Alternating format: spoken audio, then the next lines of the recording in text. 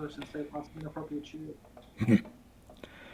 So, yeah, to recap last time, you guys were, after completing the tutorial, you went to the fantasy area of the game, found yourself in the treasure room of a dragon's hoard, proceeded to then kill the dragon pretty easily, and work your way out of its lair. And that's where we ended up leaving off as you guys were just about to exit. Well, we fought a couple of Joltics on the way out. True. That was also there. It wasn't much of a fight. You guys kind of just stood there and shot him. I put my lightsaber at it. Uh, true. There was also throwing of weapons. And a throwing of a Pokeball. Oh yeah, the Pokeballs. I forgot. T-bone. So, yeah, let's get the hell out of here. Is there an exit sign that just says leave this way?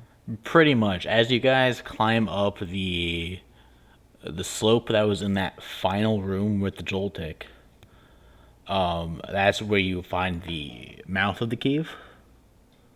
So you exit and you find yourself sort of on this cliff face overlooking a desert like, I guess, tundra area.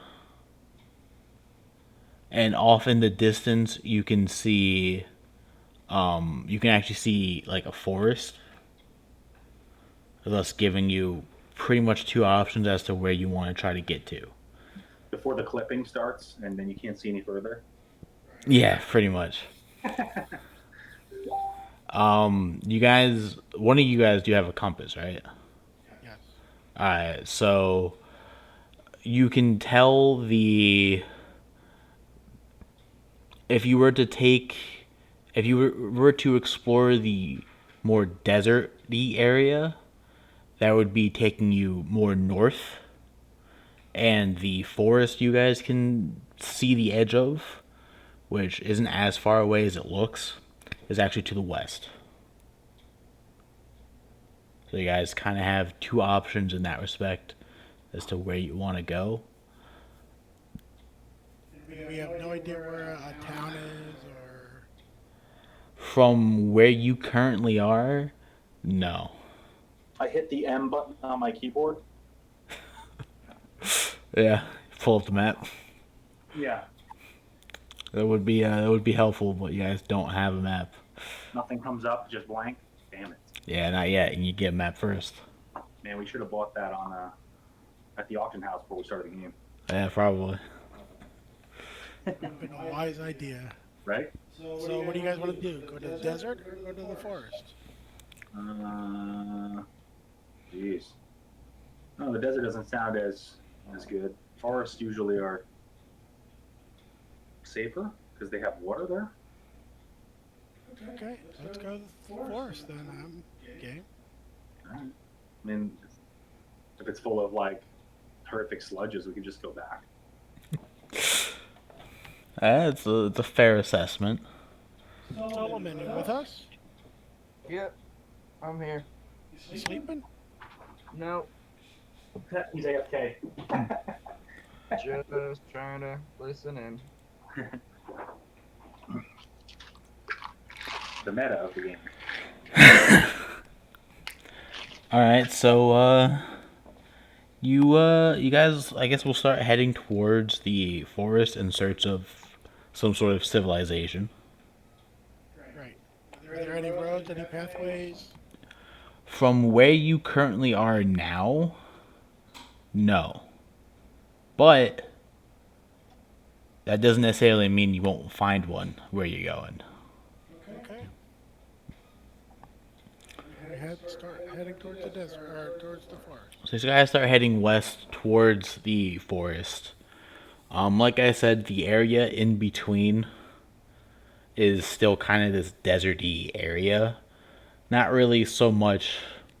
I guess not really so much full desert sand wise, more just like sheer barren rock before it gets to the forest.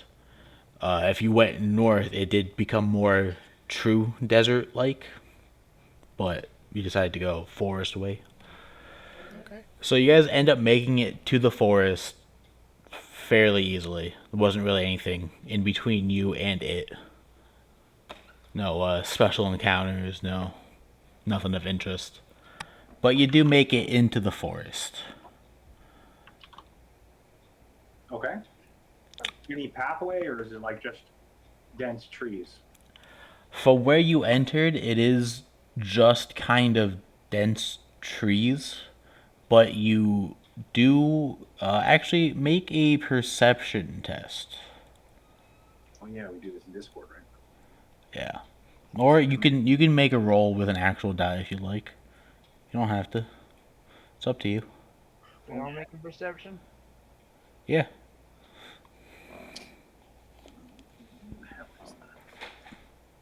Where's the chat? Where did it go? Pop out. Pop in. First net money of the night. Yay! Okay.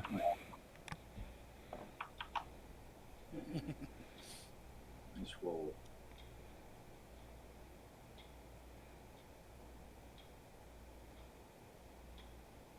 Copy paste, damn it. There you go. Good roll. Good thing there's one listener has his eyes open. My character is auto following and looking at his phone while we play the game. There you go. So yeah, right now you guys seem sort of lost, don't know where exactly to go, but Jax, you do kind of hear flowing water nearby, maybe a waterfall or a river of some sort might be nearby. Out of his right or left speaker, or is it surround sound? It's a little hard to determine full direction, but All right, we'll start going. I'll start angling us towards the sounds of the river or the stream or whatever. Is it possible to shout to the zone? what was that? Is it possible for the characters to shout to the zone? Um, Could there potentially be other players here, or is this like an instance where it's just us? no, there definitely could be other players, but the in-game chat sometimes works differently depending on where you are. So, Is it themed for medieval? a bit, yeah. So, just kind of, like slash yelling might not necessarily get your response here. As Okay. opposed to if you were to slash yell at World Origin, then you'd probably get a bunch of responses. Gotcha. So it would be like legit yelling then. Yeah. Cool. So I'm not going to do that.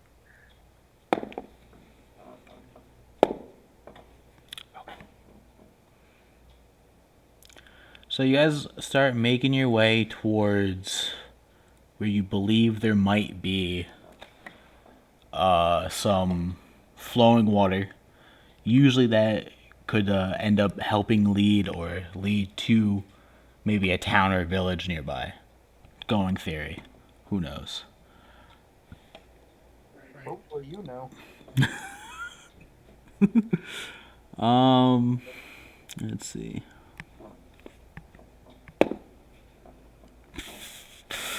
Okay. This is going to be interesting. What's everyone's passive perception? Oh Lord. I've got a 16. 15. 13. Okay. As you are making your way, you all kinda look up at this one tree, and very clearly recognize the shape and sound of a sleeping giant constrictor snake. Word. What kind of sound is that? I don't know, do snakes snore? We're gonna say yes. I don't think they actually do, but we're gonna say yes. One of these days I'm getting you to make a sound. I hope you know that, right? I'm not good at making sounds Uh-huh. or character voices, even though I did put voice acting as one of the tags for this episode. Well, we've got Chris for that, so that's okay. That's true. It's true. He's exceptionally good at it. So yeah, you guys see this giant constrictor snake just kind of hanging out, and it's in the way you think the water is. Can we go around it? Yeah, probably. I mean, it seems to be asleep, so maybe some stealth checks to get around could be a Okay. easy way but past. in a video game logic, when you see a big ass constrictor snake, that probably means some big ass XP too. Or So some big ass treasure being constricted by the snake. exactly. Okay, so you guys want to fight it? I want to look and see if it's constricting anything. Is it laying on top of anything? Is there anything nearby that It's in makes a it tree. So it's like hanging off a branch. It's like It's curled yeah, around. it's like curled around a tree, hanging off a branch, and kind of just very lazily in the way. Is there anything in the tree? Leaves. Okay. I don't see any reason to fight that. You guys start to get the illusion that maybe the snake tried to hide itself, but isn't very good at hiding. Like snakes usually are. This one maybe just critically fumbled a stealth check. Who knows?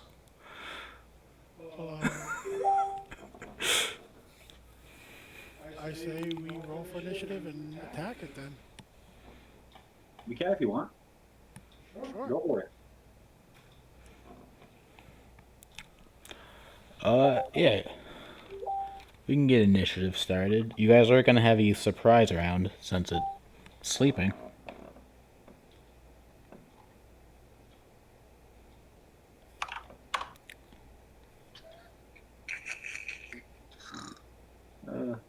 Good rolls tonight. Yeah. This is the second nat 20. Alright, so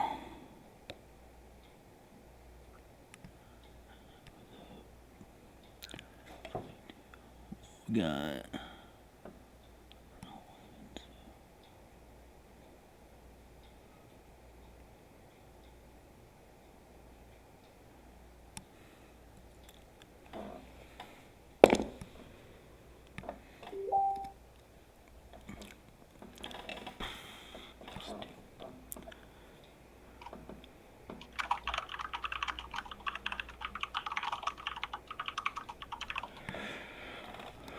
all right.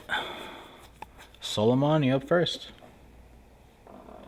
Okay. So, how far up would you say it is, distance-wise? So, since you guys got a good sense of this pretty early on, and it is a big ass fucking snake, it's a giant snake. I'll say, how close do you want to be? Because you can probably get up to about 30 feet of it before making stealth checks. So if you want to start this exactly at 30 feet, then you're there. Or if you want a bit more distance, you can be a bit further back. It's up to you. Okay.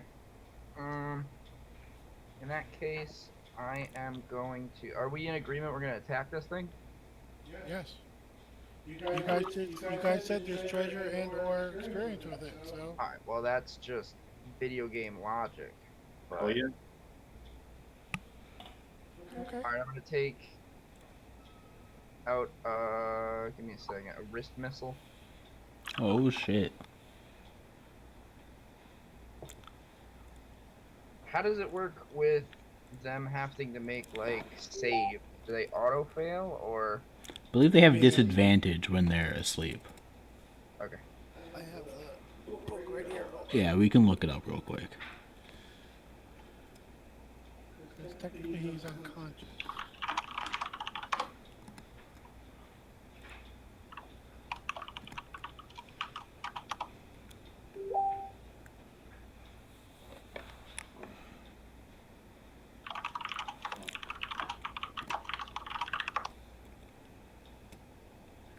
Automatically fails strength and dex saves. Okay, so there you go. Automatically Attack- failed dex.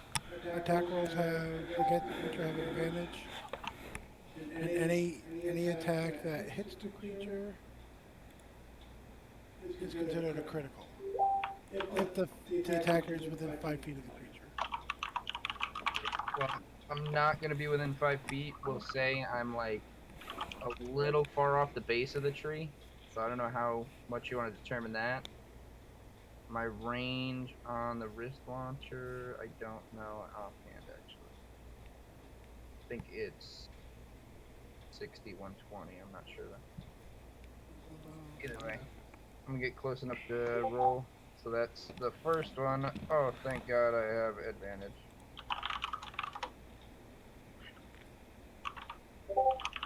There we go. 18. 18's going to hit. So just to clarify, where are you shooting from again? Are you? I'm a little far off the base of the tree, so I'm kind of like underneath it, but at an angle. Okay, so you moved up to it. Yeah. Okay, so we'll keep your rolls to hit, but if you Okay. can also roll me a stealth check. I mean, the missile's probably gonna wake it up, but maybe you woke it up on your way up. Sure.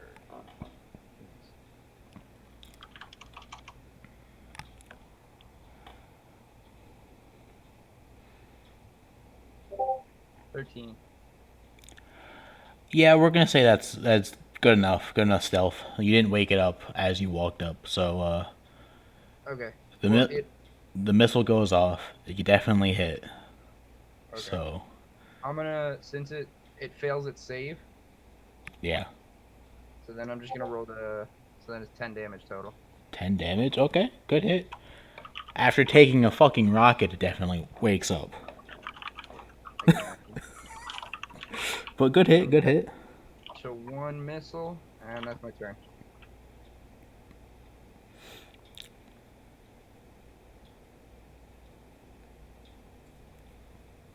Okay.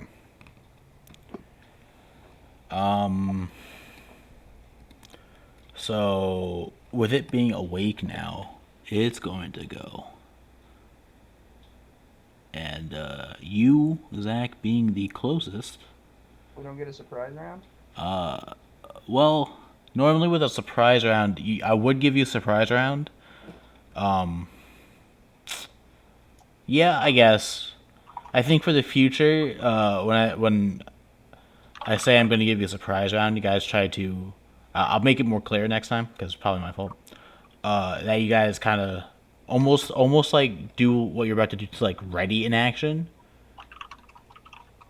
That way, the order of operations, so it's like you guys all go first, then it goes, you know. So yeah, we could do it that way. We could, for this one, we'll say that you guys were lying in wait to do your thing. So if instead of it going, it'll be let's see, who was up next? I believe up next was Jax. Should be me. Yep.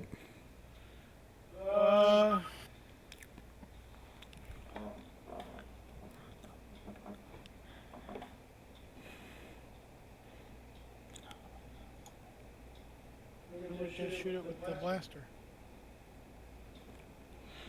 Okay.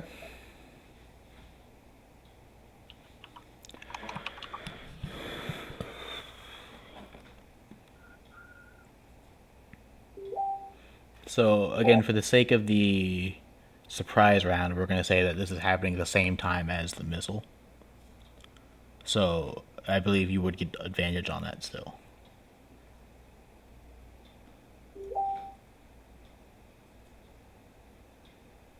So I'll take the 18. Yeah, the 18 will hit.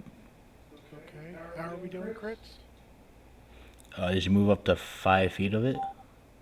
Oh, you're right. Oh, my bad. No, I shot it from where I was, 30 feet away.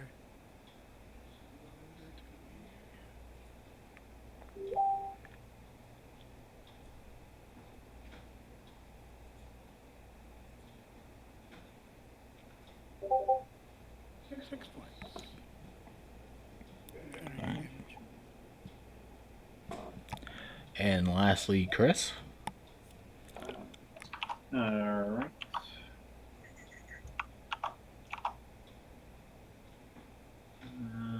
How's it looking? It's looking like you definitely just took a, or it's looking like it's about to take a missile and a blaster shot. Nice. How close are you guys to me, by the way? I forgot to mention this because we haven't used it much yet. I was 30 feet away from it, and I was shooting it about- with a blaster. What about from me? I assume we were walking in the line, walking side by side. Right. Solomon went up to the tree. Because I have the aura of the hatred, and when you're within 5 feet of me, you get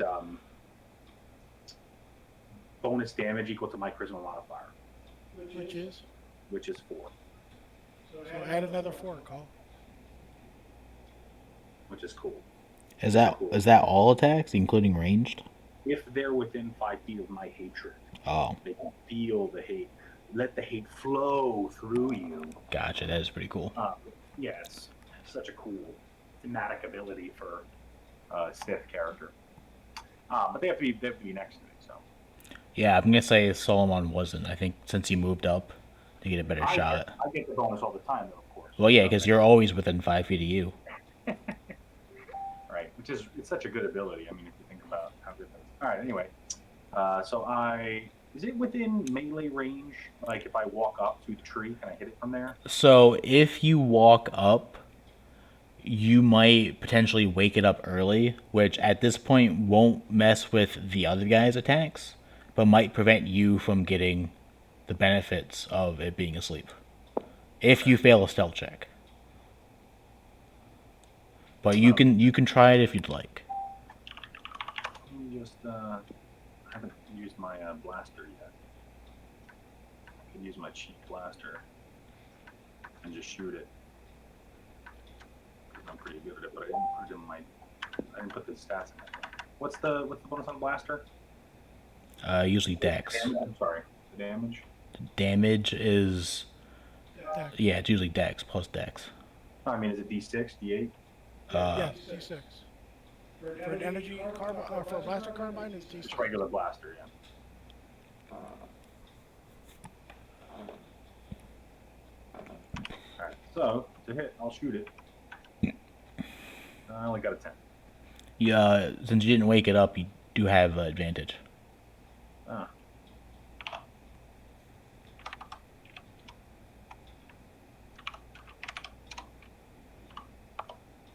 I got a 16. There you go. 16 definitely hits. D6, you said? Yeah. Alright. So 14 damage. Nice. Phew. 14 damage. It is definitely awake now, but it is Solomon's turn? I rolled a 6 and I have +8 because of my 4 +4 for dex and then Yeah. +4 for hatred. Just so you're aware, the wrist launcher has a range of 30/120. Okay. Good to What's the know. range on the blaster? Regular blaster. 6240. 62, ooh, 240. Oh, wait, no, I'm sorry. Hold on. That's for the carbine. Blaster pistol is 4160. Oh, 4160. Okay, perfect. 1d6. Good. Yeah, still 1d6, but it's 4160. And blaster carbine is the rifle, where this Yeah. is the blaster pistol. Yeah, I just took a cheap blaster pistol because I can't afford the world. Yes.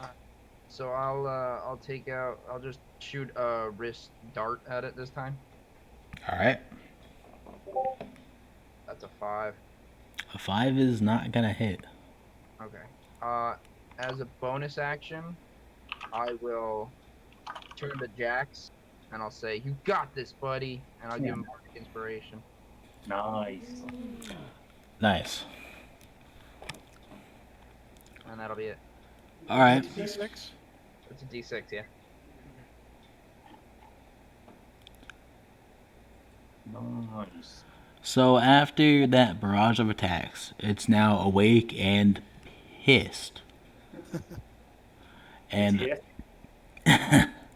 and Solomon, since you moved up a bit, you are the closest one to him. It really hit it off. It's still gonna come and try to attack you. Yeah, okay. It is going to it's gonna move right up to you and attempt to start to constrict you. Okay.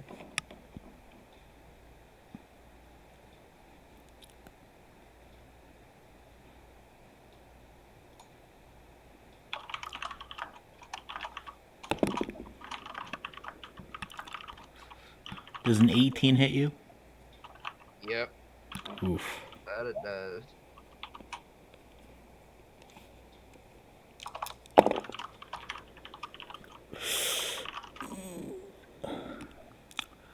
Okay.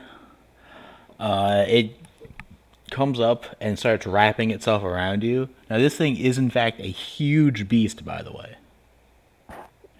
Just so you get the size, this thing's a big boy. So it manages to get around you and start squeezing. You take 12 points of damage and are restrained, but that's all it does. Okay, that's all? Yeah. I'm at 2. Welcome to level 2. Yep. All right.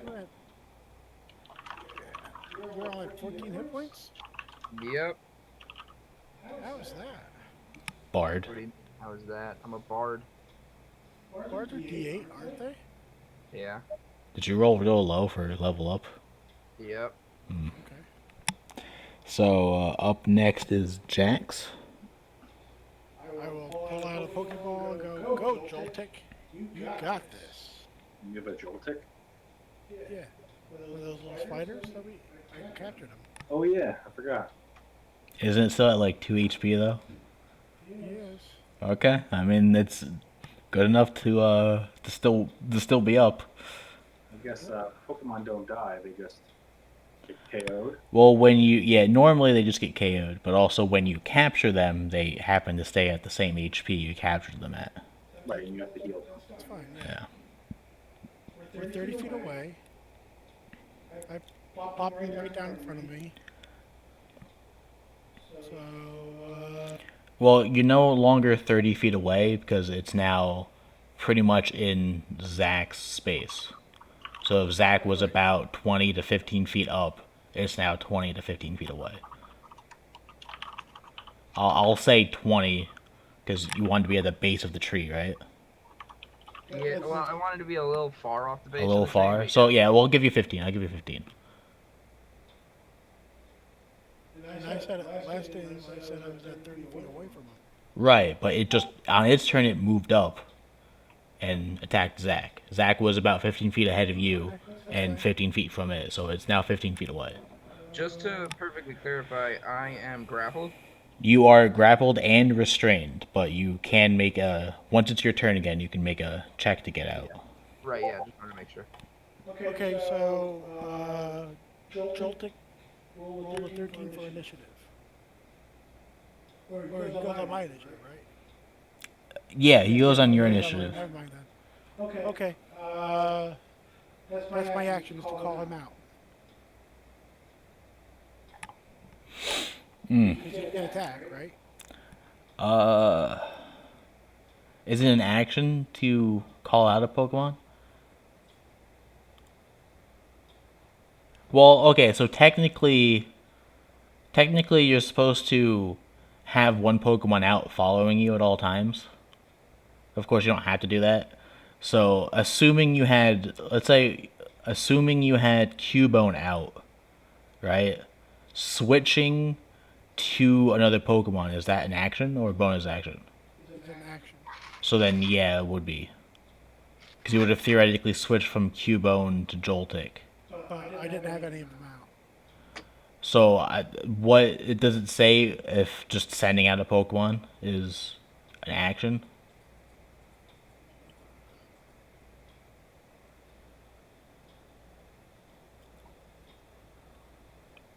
Because I was actually under the impression that I think switching is a free action when it dies, right?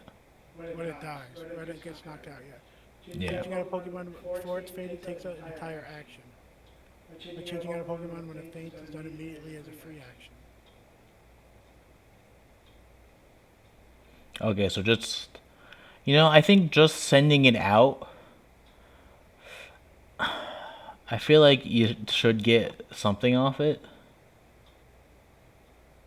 Okay. Because I mean, again, the Pokemon rules assume you have one Pokemon out with you at all times. So I guess we'll just say that you had Joltik out beforehand. So when you Okay. send him to attack, he gets an action this turn, or you can give him an action. He will use Thunder Wave. Okay. The snake needs to make a con save. To become paralyzed. What's the DC? 11. He rolled an 18. Okay. Oh wait, can I use my Bardic Inspiration? Yeah, technically. Well, it wasn't an attack roll. Yeah, so I guess not because Okay. it's not cutting words yet. All right. All right, so Thunder Wave did work. Chris, you're up. All right. Let's shoot it. Shoot it. Go get it with your double. Aren't you still standing next to me? I am. I want to be able to be there if you're going to shoot again or do something with ranged. You should be able to get the bonus damage. But if you go up and kill it, then Zach will have the hatred. Well, also if I guess that's true. He's up there. Okay. I didn't know you were up there. Yeah, the snake just attacked him, and it's squeezing the life out of the vampire. Wow. Well, why do I want to go up there and die? Aren't you the big fighter, paladin guy? Come Sure. on. And I'm at good range right now. It's not getting anywhere any touch. This is great. This is Okay. perfect. No, I'm just kidding. I'll go up. I'm not afraid. You will be. You will be. All right. I'll run up. I'll attack with the double lightsaber. So here's the first attack. 25 to hit. Yeah, that hits. And then I will use my force empowered strike. Smite. What did you say? Just smite. Yeah, it's smite. But I have to call it a force empowered strike to sound cool. Oh yeah, of course. Just double checking the rule.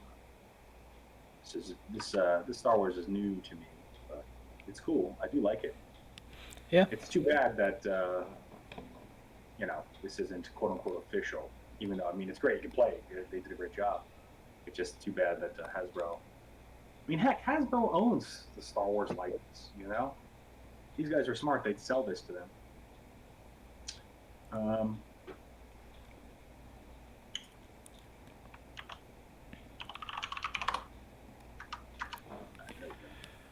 Force empowered strike. I think that's just plus 1d8. Oh, it's 2d8. Yeah. Jeez. But it takes. That's a lot. Doesn't it use up? He's the first level 4 slot. Yeah, so it pretty much uses 2 force points. Is that what a first level slot does? Yeah. Okay. I haven't used anything really force other than one saber throw. So. Yeah, those are cantrips. They don't use any points. So All right, so we're gonna roll 3d8, nice. and it's gonna be plus 8. Nice. That seems pretty broken for level 2. Welcome to the Star Wars version of I got a Paladin. 14 though. Still a pretty good hit. Yeah, it is. It is. All and then I should be able to do my offhand, well, bottom blade. Yeah. Just when you roll damage, I don't think you add your modifier. I don't know. I'm trying to figure out if it's. I got to see if it's damage because I have blade mastery, and so blade mastery says you master a double blade, double saber. You gain +1 bonus to the weapons attack rolls. I'm not even doing that. As a bonus action, you can take parrying stance, and you can make an opportunity attack with the weapon. You have advantage on the attack roll. Okay. So Doesn't I mean other than a +1 doesn't actually help you with the attack itself, but yeah. So the offhand in Star Wars is what? Just like D&D, where you. I thought it was. It's. I think without the either the fighting style or the feat for dual wielding, it's you don't get to add your proficiency bonus. No, you don't add your damage bonus when you're doing damage. Okay. You still your 2-hit is still good. It's the damage that is. Okay, so it's just you don't get your damage bonus to it, so it's just a flat roll damage wise. Okay, so that was only a 13 to hit, but I had Bardic Inspiration. Right? I believe Jax had Bardic I Inspiration. think I have the Bardic. Oh, only you have it? Okay.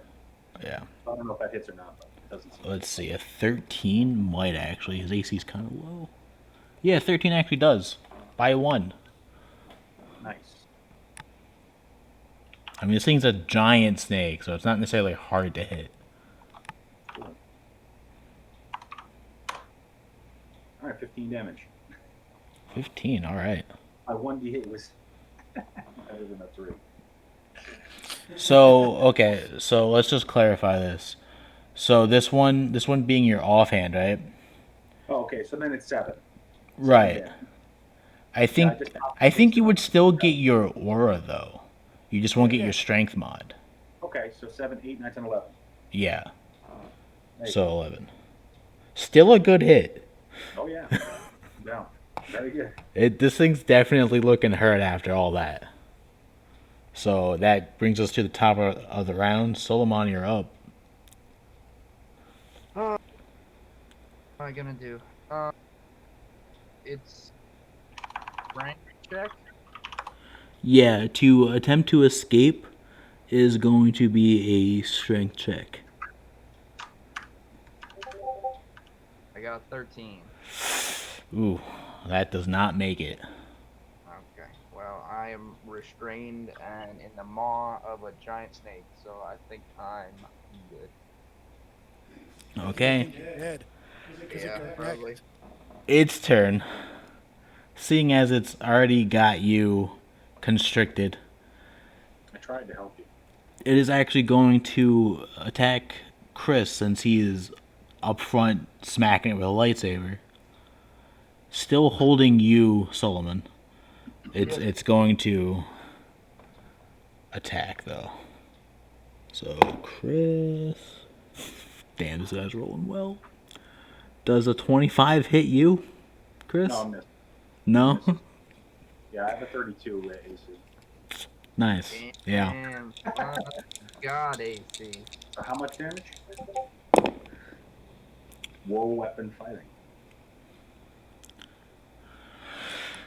You're going to take 13 points of damage A lot of damage. That's a lot of damn. as it brings down its fanged maw and Let's see, I have. No, saber reflecting. bites you. I believe Saber Reflect is for range attacks. Yeah, no, I know. I was just looking Yeah. at my abilities. It would be really nice, though. This is a good one. I was thinking of the shield spell for a second, which is a way underrated spell. Very. All right. As is counter spell. So that brings us to Jax. Jolton's going to use absorb. All right.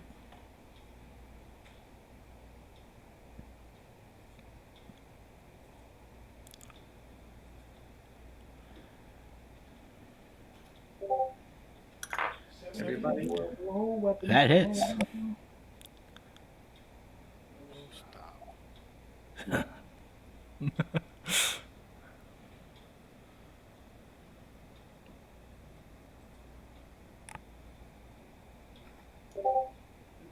You did 3 damage to it, and he's gonna heal up 2 points.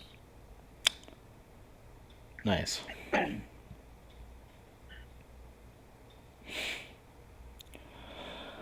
All right, Chris, kill it.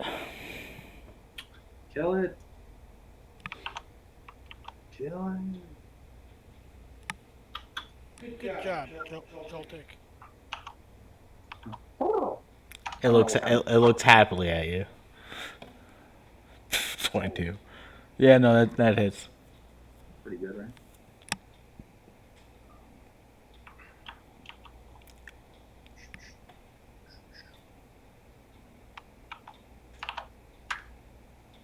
Damage. How would you like to kill this? Yes. Want to twirl in the air and chop off its head. In classic Sith Lord fashion, the classic decapitation. Exactly. Alright, so after it biting you, you do just that. You do a cool lightsaber flourish as you jump up, slice its head off, land in superhero pose, and the snake poofs. And you find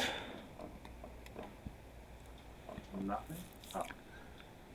you find 45 credits Hey. for killing it, and maybe something interesting. Let me make a roll. Possibly.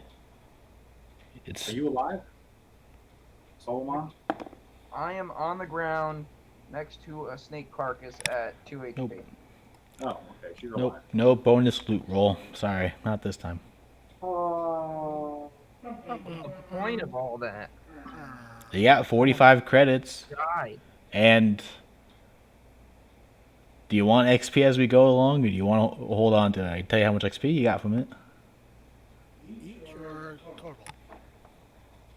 I'll tell you each. I can do the math. I got a calculator. For the credits or for the XP? Well, the credits you got 45. Everybody gets it, or just one person? It's your guys to split. Okay, so it's not, are you going to keep track of it? I got it. Yeah, sure. XP wise, you each get 150. No, I don't care about tracking XP until we level up. But it's up Okay. to you if you really want to do it. You could just, if you. I mean, I don't know when you guys level up. We're at 655 now. We level up when you say so. I'm at 505. Where you get 655 from? You just added 150? Oh, now, yeah. Yeah. Okay. Okay, so 650. You guys should all, for the most part, level up at the same time, except for Joey, who's going to be behind. He didn't log in today. He did not log in today. I don't know how he's going to catch up to us. We're going to just leave him behind and he can't do the course, so have to port it in. Well, we'll come to that when we get to it. If in the future, though, if someone does misses, we're gonna always try to play with at least 3. There will be ways to catch up XP wise, so you shouldn't have to worry too much about it. But it does mean you might get a little bit behind if the party's in the middle of something, though. Mm-hmm. So Is anyone else injured? I took 13. I only have 9 hit points left. Alright, you want to take a short rest? You can. Alright, yeah, let's take a short rest. And Why I'll don't we send... find the brook first and then take the short rest? Okay. Does that sound? That's fine Does that too. sound like It's it's closer? yeah, it definitely sounds like it's pretty close now. Okay, that's fine. Okay. We can do it. I'm going to say, can I get a survival check from everybody? Oh.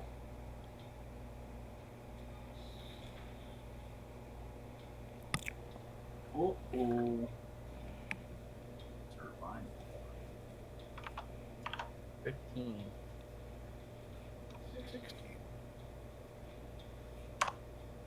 16. Hey. All right. So, Yeah, you guys all kind of managed to. At this point, you all hear the running water, so you're all able to check each other, and together you manage to find where the stream is. And you do, in fact, come across a fairly large, maybe 15 feet across, fresh, cold water stream running through this forest. Okay. Seems like a good place you could take a rest. Sure. Maybe- Take a rest. Maybe grab some clean drinking water, you know. Yep. It's right here. Absolutely. Fill up the canteen with some nice fresh water. Get the solar charger out. Solar charger. Yes, the solar charger comes out. I'm gonna rest for an hour. Alright, we'll take a short rest. If we're doing that, I'm gonna Yeah. sing Song of Rest. Song of Rest do. Everybody gets an extra 1d6 if they expend any hit die. Oh. So you can expend a hit die to regain hit points, and then you get the extra d6. Have a D10. 9. I'm at 11.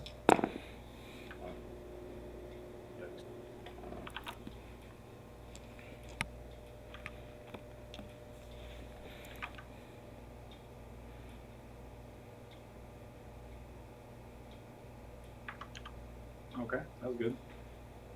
Does the healing do anything for the Pokemon? Or is, Yeah, they can take a rest too. They they don't have hit dice though. do they not? I don't think so. I thought they technically do. You gotta bring them to the Poke Center, I guess. Yeah. Put them on the Poke Charger, basically. Yep.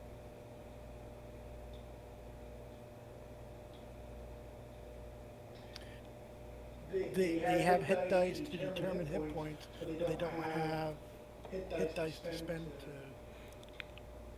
So then, I would say treat them like characters in that sense. What level are they? So for Cubone, he's level 2, right? Yeah, but Cubone not involved. It's, Right. Right now it's Joel. So Joltik, he'd be at level 1, so he would have at least one hit die he could spend.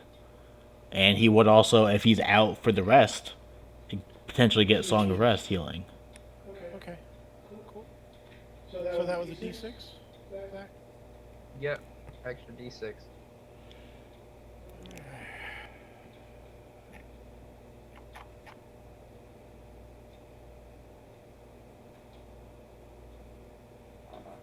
Plus con modifier. Yeah. Yeah.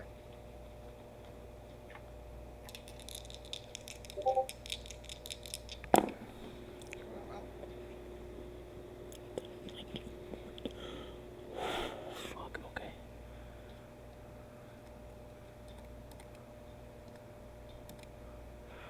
Oh, fucking close. So, during your rest, what you guys see, probably about a quarter way through the hour,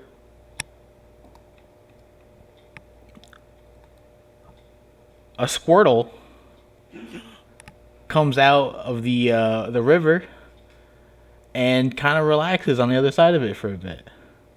And you all see this. Do you want to do anything? Yes, I do. Yes, I do. I'm good. Run, Squirtle, run, run. No, I'm just kidding. I'm good. Yeah, shoo it away. It's annoying us. Run, Squirtle, you'll be captured. Run. Hey, is he wearing sunglasses? This one, no. This one does not appear to be a part of any Squirtle squad, as they're called. Is he a little off color? Actually, let's find out right now. He is not. All right. Joltik, let's go. Get him. Joltik gets all excited. And how far away is he? He's on the other side of the river, so 15 feet away. All right. Joltik Thunder Wave.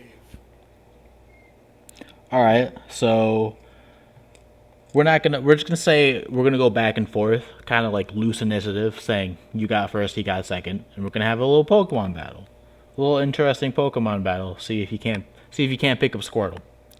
Okay, so let's roll Thunder Wave. DC 11. Con save. Oh right.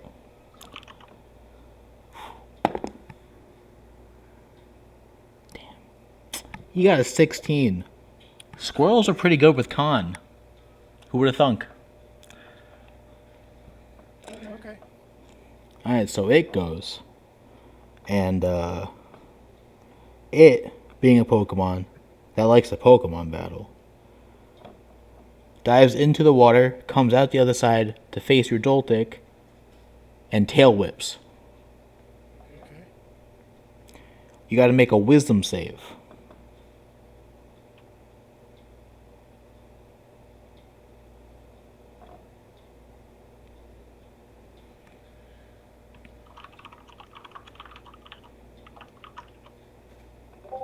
Okay. 16. Alright, I'm pretty sure you make it. Where is DC? Oh, no, that's not it. Okay, yeah. Yeah, you absolutely make it. Your turn. You're gonna use Absorb. Oh, buddy. Let's see it happen.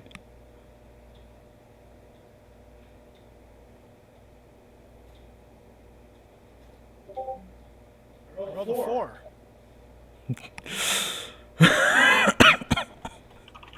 Oh, this was supposed to go fast, not have each of us missing every time. It's not gonna hit. Oh, the Pokemon escape. Do.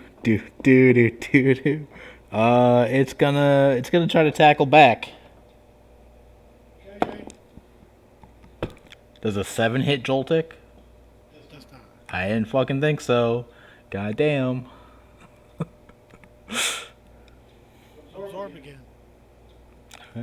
So meanwhile, while this is going on, the rest of you guys are finishing your rest and having a fairly good time just chilling.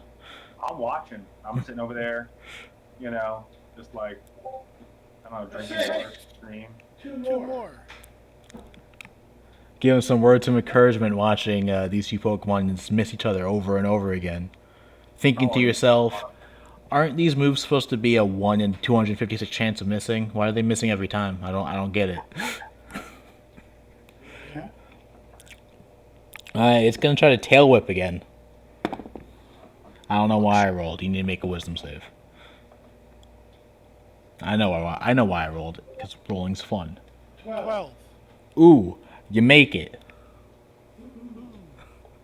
Fucking DC 10 for tail whip. 19 was Absorb. That'll hit, and isn't that a grass type move? It is. Guess what Squirtle's weak to? I know. Certainly not. Yes, actually. Alright, let's roll damage. 5 points. Alright, so it takes 10 points of damage, and you heal 5. Hopefully you don't kill it. Don't kill it by accident. Trying not to. Its turn. Throw a Master Ball at it. Alright, it's gonna go for a tackle. Does a 17 hit? Yes. It hits. Finally, you get a hit, it hits. I need to Boom. know, can players interfere with Pokemon battles? Yes. Yeah, Like, technically. just like, throw a rock at it or something and just like help? I mean, I'm pretty sure he's got this. I mean, is it cheating? Can he still capture it? Can I just go and grapple it until he just puts it in a Pokeball? In this case, yeah, you could, They but can attack you as well. Zoltik takes 2 damage from tackle as it rolls minimum. Tackle. Alright. Now you throw the Pokeball at it. Alrighty. What do you say when you throw the Pokeball? You have to say something good. I'm choosing you, Squirtle. And he's like, "Fuck you, I'm leaving." How many Pokeballs do you have? After this, I'll have 4. I'll have 3 left. I started with 5. And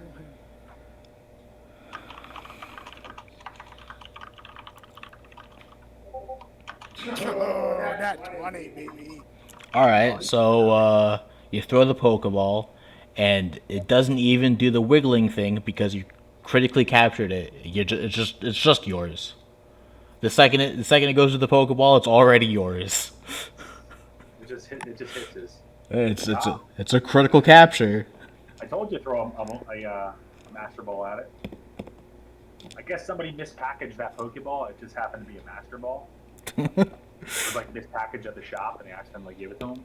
Yeah, it was it was actually a Master Ball that was spray painted to look like a normal Pokeball.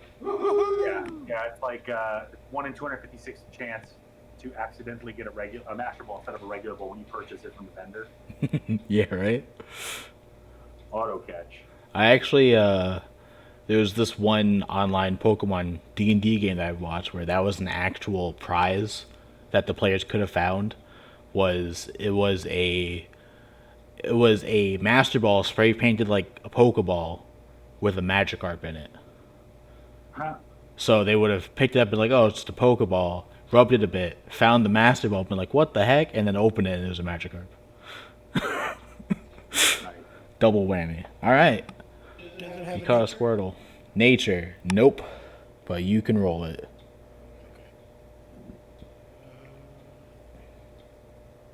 Okay. Cool. All right. And that will presumably conclude your short rest. Unless there's anything else you'd like to do in this nice little safe-ish area river. No, you guys want to rest?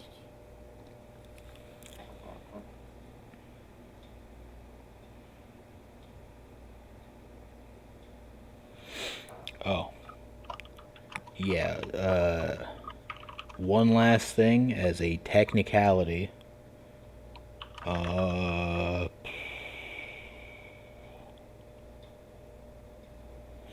Joltik got 80 XP for fighting the Squirtle.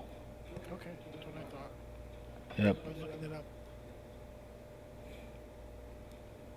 Technically, catching it's supposed to be 1/5, but I'm giving you full because you might not have a lot of times like that where you can just capture one.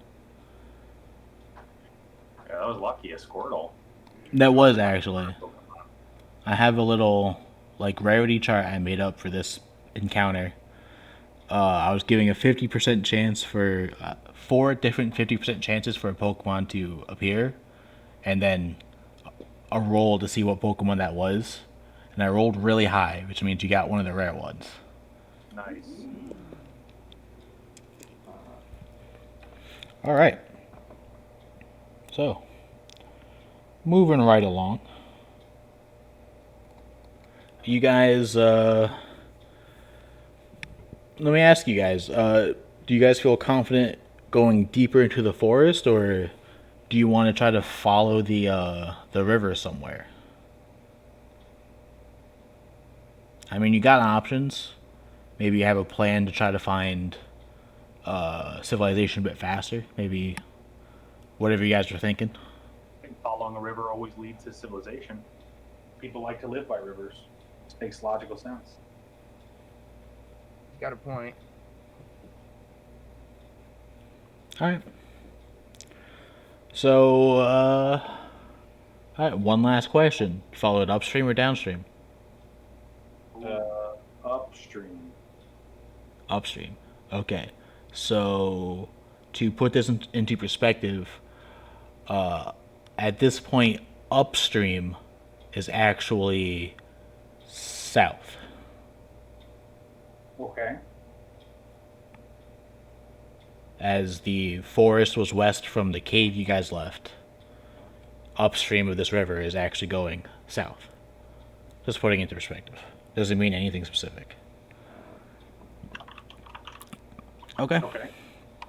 So, as you guys are moving along, can I get a? I guess give me both, or you know what? Give me either a perception check or a survival check. Everybody? Yeah. Whatever one's higher for you guys, either survival or perception.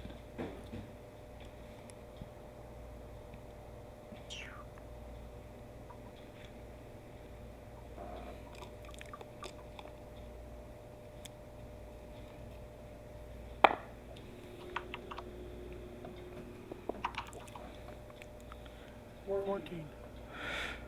7.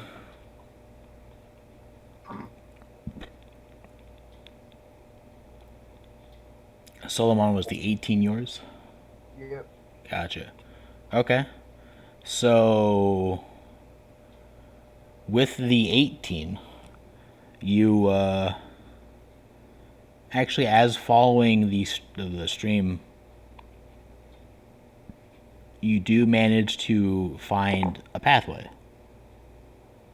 No specific road signs yet, but you do find a pretty much like a roadway, but more like a dirt path. Since it's not really paved through the forest, but it's definitely a traveled pathway. Okay. I'll point it out. The guys over here, the pathway. Interesting. Where do you think it goes? No, we are in a forest. Which way is it going? It's traveling parallel to the river. So we went west to the forest, All right. and then we found the river. We were still going westish, right? Yeah, when you found the river, and then at the river you turned to follow it. Which way we're going? North? You were going south because you were going upstream. Right, so now we're technically...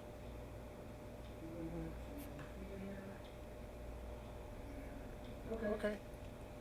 So we're going upstream, following the path. Let's go. Okay, so continuing south, Yes. but following the path now. Okay.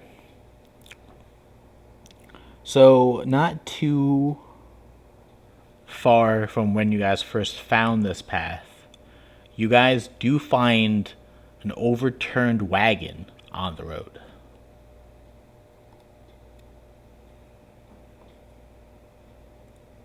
Okay. Investigate it. Okay.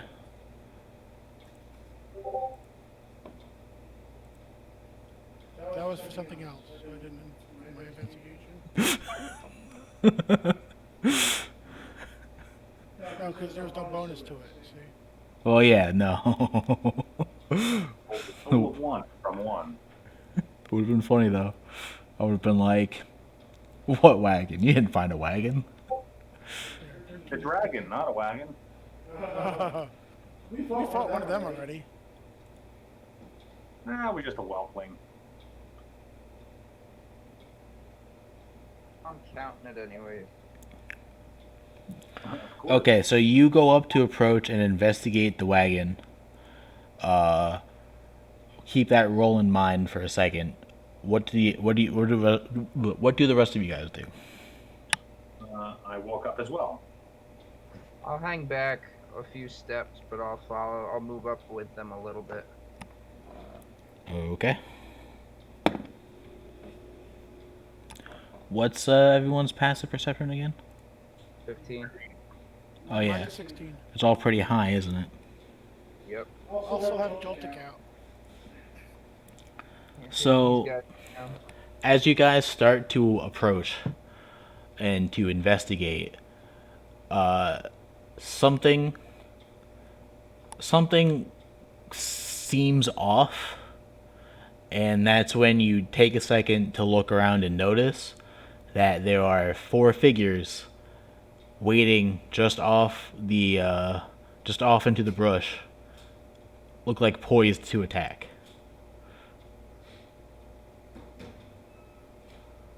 Can we sneak up around behind them instead? Well, at this point, they definitely know you're there. They don't know that you know that they're there. So you could potentially fall back and try to sneak around. Oh boy, I guess someone flipped over their wagon here. Oh well, I guess we should go home, guys. Start walking their way. Start making it sound like we're walking away. Alright, I'll say make a deception check on that one. Oh boy.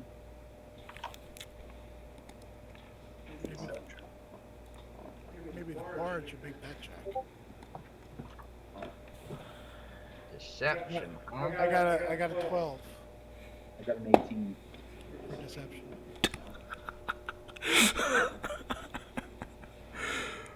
Ugh. 19. Damn. Okay. So, funnily enough, you guys start to make it look like, you know, you're gonna go the other way and not deal with this. But these guys see right through that shit, apparently. Turns out, Throw our deception. with a natural 19, yeah, they do. They're like, these guys are bullshit, and immediately jump out and attack. So let's roll initiative. These guys are bullshit.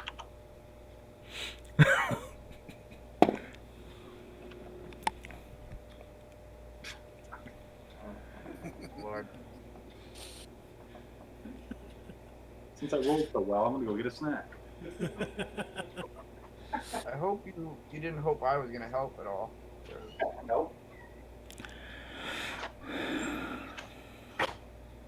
I know what's wrong with you guys. That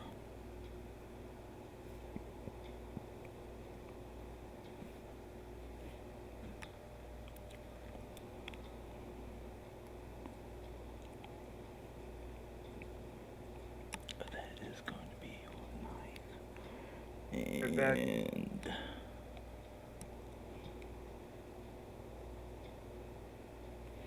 alright, I'll just wait for everyone to get back. It's all good.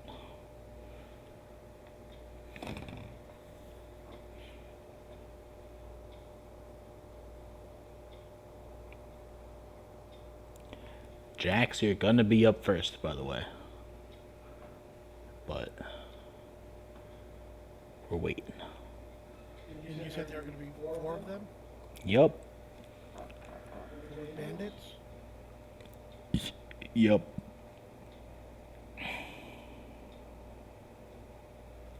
They look like medieval bandits? Yeah.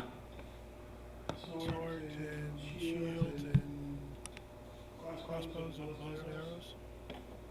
Yeah. Nothing too fancy about them. Wearing metal armor? Let's see. No. Wearing leather. Holding metal swords? Yeah, at least one. What do I need to do? Alright.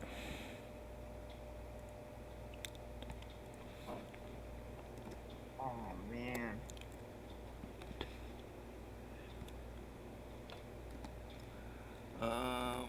What? I found my possibility storm. That's good. Yes, I'm building this Joe to deck. I feel like I'd let you down if I didn't put it in there though. Always.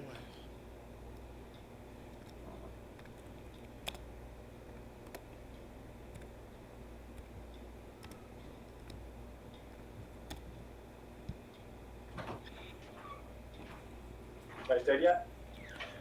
No. Okay. I'm always close to dying, so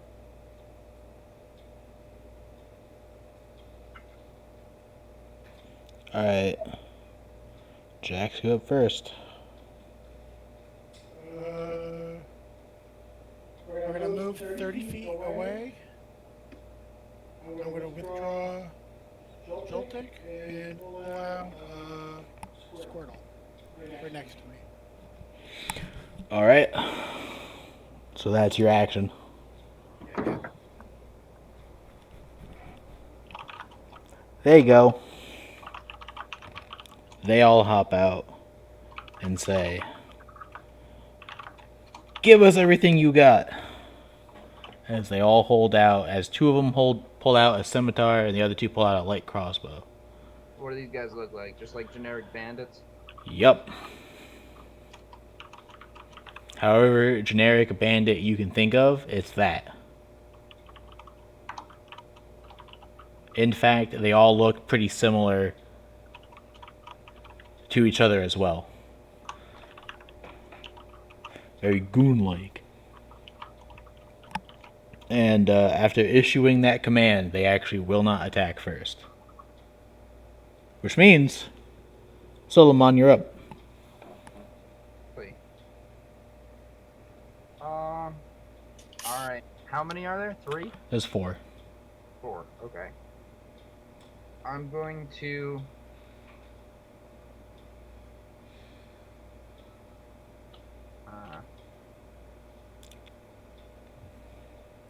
Die. Yeah, that's a possibility too. Yeah, alright, I'll just take out my rapier as part of my movement, and then I'll fire a wrist dart at one of them. Okay. Say the one farthest on the left. Farthest on the left, we'll say that's Bandit 1. Okay. I'll say Bandit 1 and Bandit 4 are the ones wielding crossbows, and Bandit 2 and 3 are the ones with swords walking up to you guys. Alright, that's an 11. An 11. I believe that will actually miss. Okay. Well, I did all I could do. So you fire off. Was that a wrist dart? Yep. Fire off a wrist dart. It whizzes right past their face, and then they go, "Oh crap!" They weren't expecting that. They were expecting you to just comply. So, Chris, you're up. There's 3 or 4 of them. There's 4 of them. 4 of them. And Solomon, you ran up. No, I stayed behind and took a shot. All right, I will. How far are they? We'll say the 2 who are approaching you with swords are 15 feet from you, and the 2 that have crossbows ready to shoot are 15 feet behind them, so 30 feet away total. Okay. I will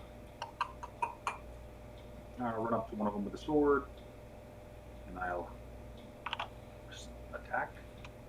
I got a 27 critical hit. Okay, we'll say you ran up to number 2. Roll damage. Now we're doing my type of criticals, or Yeah. so you're gonna roll damage and you're gonna add max. So, do you want to add a force empowered strike into this? I don't know. These guys seem tough, and I don't know how many force points I have anymore. I used 3, I think, out of. I think I have 5-4. So is that 4 out of 5 regular and 4 first level? I'm not sure how. I gotta double check how it works. yeah. I've got it right here. After I learned the first time, then I'm okay.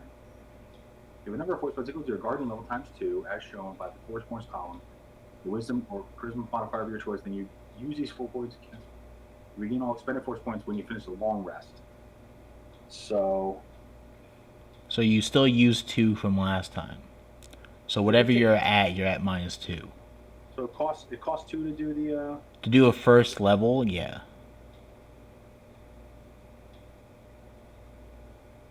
When it goes to force casting, it's the level of this of the pretty much the level of the slot needed +1 in force points. Okay. So a first level slot is 2 for force points. I'll say I'm not going to right now, and I'll just deal 22 damage. Okay. So you just walk up to him and kill him. Zoom. His buddy right next to him goes, "What the was that?" Zoom with the back end. Yep, I'll attack that guy next for 15 to hit. 15 hits. All right, and then we'll get 1 d8 damage, no bonus, but +4 because of my hatred. Yep. 6 damage. 6 damage. And you hit him and he goes, "Oh crap." This is your chance to run, bitches. Jax, you're up. All right, Squirtle, let's get him. Yeah, Squirtle Squirt. He doesn't have that yet. He's still only level 1. Can't wait for you to get a Diglett Doug trio, so I can sing the Diglett Dig trio the whole time. Yeah, You guys might have been able to find one if you went to the desert, but Ah! But it would have been just a Diglett, not a Doug trio. yeah, probably. Especially at this level. At this level. all right, so he's going to move up 30 feet. He's going to tackle. Is he attacking? Number 4. Okay, so he's going past the front line into the ones with the crossbow. Yeah, but he'll make sure that he avoids the attack. We won't go through any threatened squares. Threatened square. Trying. I'm not sure if he'd be able to make it by going around. All right, then he'll attack the guy with the sword still standing. All right. So he walks up to Chris, pretty much. Because Squirtle. Squirtle Squirt. Tried to do a Squirtle squirt, but nothing comes out. Sad. Yes, sad. I've heard some people have problems like that. Dang. Just underage. Give him a break. Does a 10 hit? 10 does not hit. Okay. So okay. He's going to position himself so that he's out of line of sight from the crossbow guy. Yeah, so he's pretty much using the sword guy as cover from the crossbow guys. Yes. Okay. Their turn now. Bandit number 1 is going to shoot at Solomon since he shot the wrist dart at him. Makes sense. I don't like it, but it makes sense. Does a 19 hit? Yes, it does.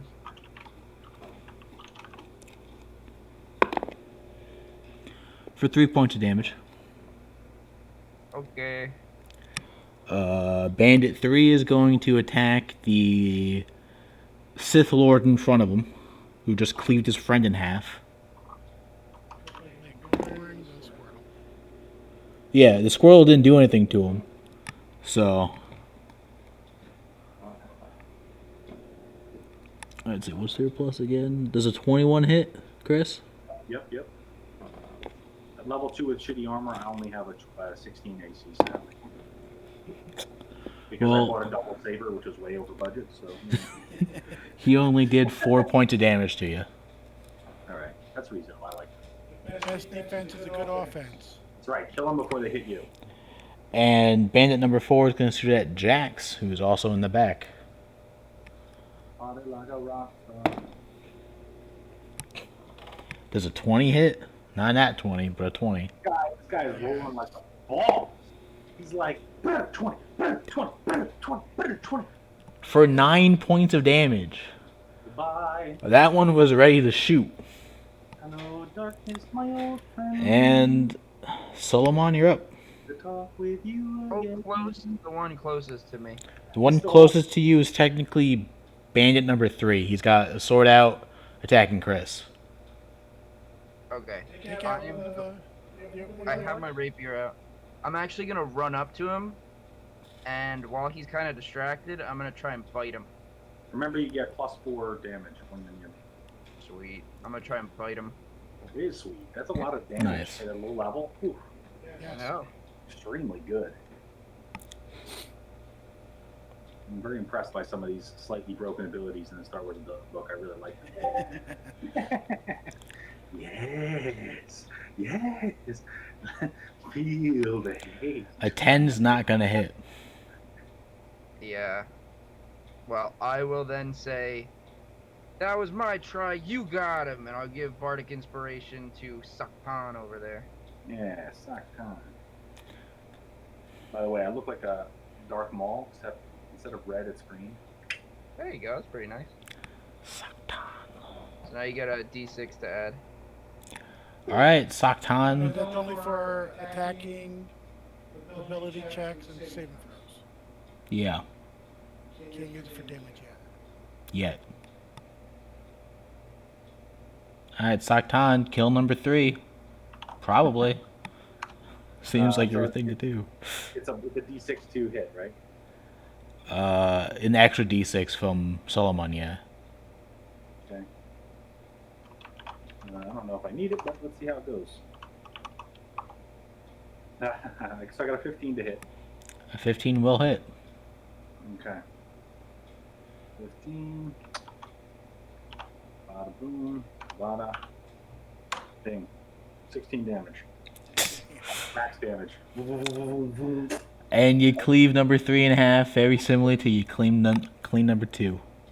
And you know when you buy the special edition of a video game, that's what I did. That's why I got the double saber. Yeah. I'm like a little broken from the beginning of the game. I unlocked Guardian like 3 weeks early when the game came out. It's really fucked up. So I'm going to be like slightly broken for the beginning of the game. But I paid for it. I'm on the free-to-play version, and you're, Yeah. got those gems and coins and shit. Right. And Jack has the Japanese edition of the game. So Right. he's allowed to play Pokemon trainers from his server like a year early or something crazy. He actually has a Hello Kitty skin, but he's choosing not to use it at the time. I've seen it. Nobody's seen it. Come on. Nobody knows I have that. I don't know. Do you have your webcam covered or not? Yes, I do. Alright, Jax, you're up. Well, I still got an offhand attack if I can get to something. Oh, yeah, that's true. You can move. So, yeah, you can move up to either Bandit 1 or Bandit 4, who are still in the back line with crossbows. I'll move up to Bandit 1. Alright. And I missed Yeah. a 1. So, not only did you just miss him, but your cool little double-bladed lightsaber, as you're about to make contact, just kind of shuts off. And you're like, oh, fuck. It happens. Alright, Jax, you're up. Alright, Squirtle. Run up to number 1 and hit him. Tackle again. Let's do it, Squirtle. Let's see it. Let's go. Let's start the Squirtle squad.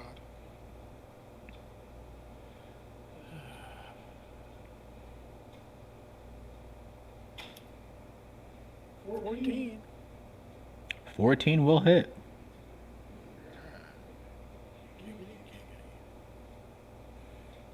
Giggity giggity.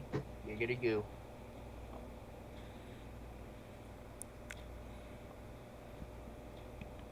Because he's next to Chris, he gets the +4. Oh, yeah. This is a fucking pissed off Squirtle. Let me tell you. Doing 10 points of tackle. So you order Squirtle to get this one guy in the bank who he wasn't the one who shot you, but he was the one who shot your friend. So you see Squirtle, he starts charging forward. First doing that little turtle waddle he does, and then he gets into a more of a rapid spin like shell maneuver, and he flies into this guy's knee, and he falls to one knee, not dead, but fucking hurt. I have a point of inquiry. What's up? If I gave Bardic Inspiration to Squirtle, would that work? Or would I have to give it to Jax and he could then give it to Squirtle? To make it less complicated, I say you give it to Jax, and he can give it to Squirtle. Okay, just wanted to clarify. Alright. And now the bandits go. I get a movement as well. Oh yeah, you can also move. Do you want I to may take some kind of cover if I can, behind a tree or something. though? Okay. You take a step. I got hit for half my hit points. I need to hide. Oh yeah, that guy was trained on your head. He saw the weak spot. Okay, so now the bandits go. Bandit 1 is going to drop his crossbow now that there is a Sith Lord and a Squirtle attacking him. It's off squirrel. And That squirrel just used that hatred. Thank you very much. yeah. The bandit is actually going to pull out his scimitar and attack the Squirtle because the Squirtle just kneecapped him. And he does not like that. He's taking a squirtle to the knee. So the bandit takes out the scimitar, and as he swings down, you all see he let go of the sword too early, and the sword actually flies backwards. Cool. So he swings down nothing, gives Saktan a look like, "Hey, I just kind of did the same thing. Weird." And Squirtle is absolutely fine. Squirtle? As for Bandit number 4 at first took a shot at Jax, but since Jax moved out of cover, he is going to change targets and fire at, let's see. Let's make a roll.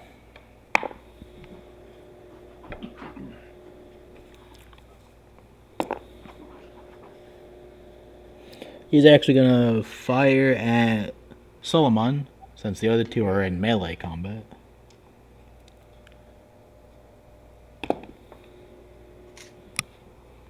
Does a 14 hit you? You miss once? Just one. There was a 14. What's your AC? 13. Oh. Come on, Bards can have better ACs than that. Yeah, He's playing the free to play. It's what happened. It's only 4 damage. 4? Okay. It's so fun. And then it's your turn, Solomon. I'm gonna run up to him. Alright. I am going to. Give me one sec.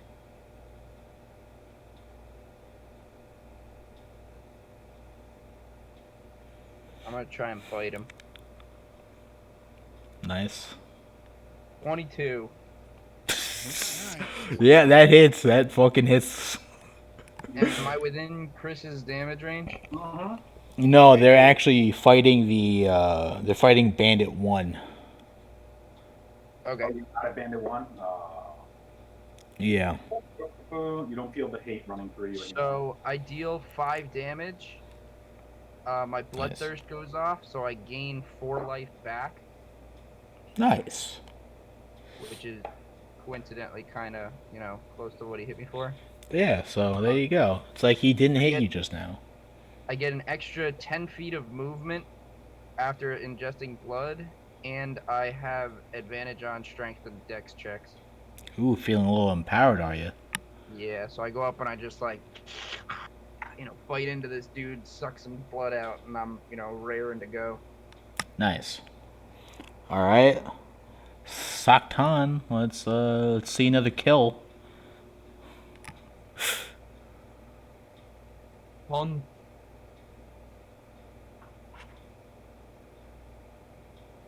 Alright. Saktan, let's see another kill.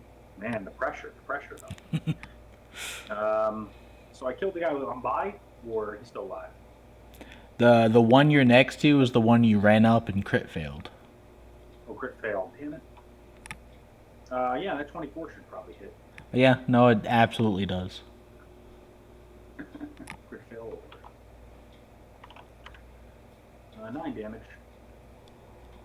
So, you ran up to this guy, your saber stopped working, making you go, oh shit. He then attacked. He dropped a sword, making him go, "Oh shit!" So on your turn, you just kind of like point your lightsaber at him and turn it on, and it just kills him. Whoa. So that's We take those. That's a W right there. Yeah. Jax, you're up. So I gotta run up to the other one and do my offhand attack. Oh yeah, go for it. You know? Clean up, maybe get the double kill. Oh, whoops! I forgot my. Oh yeah, there is no bonus. Oh, there is a bonus. Well. Yeah, anyway with a 17. Okay, thanks. 5 damage. Alright, you don't quite get the double. But that did hurt. Now Jax, you're up. Colonel, tackle again. Let's go. Feel the heat. Feel the heat. Alright, so Squirtle follows up with the tackle attack. Maybe Squirtle himself can get a bandit kill. It's gonna be one deadly ass Squirtle. If the Squirtle fights a bandit, Nope. does Evil to 10. Damn. does it learn the abilities of the bandit?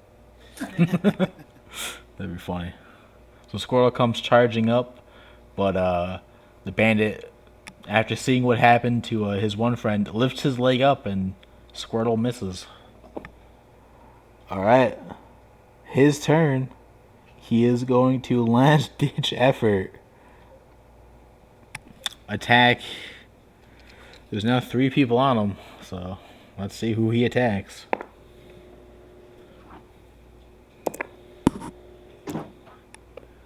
Alright, he's going to last ditch effort try to attack Chris Soktan with his scimitar.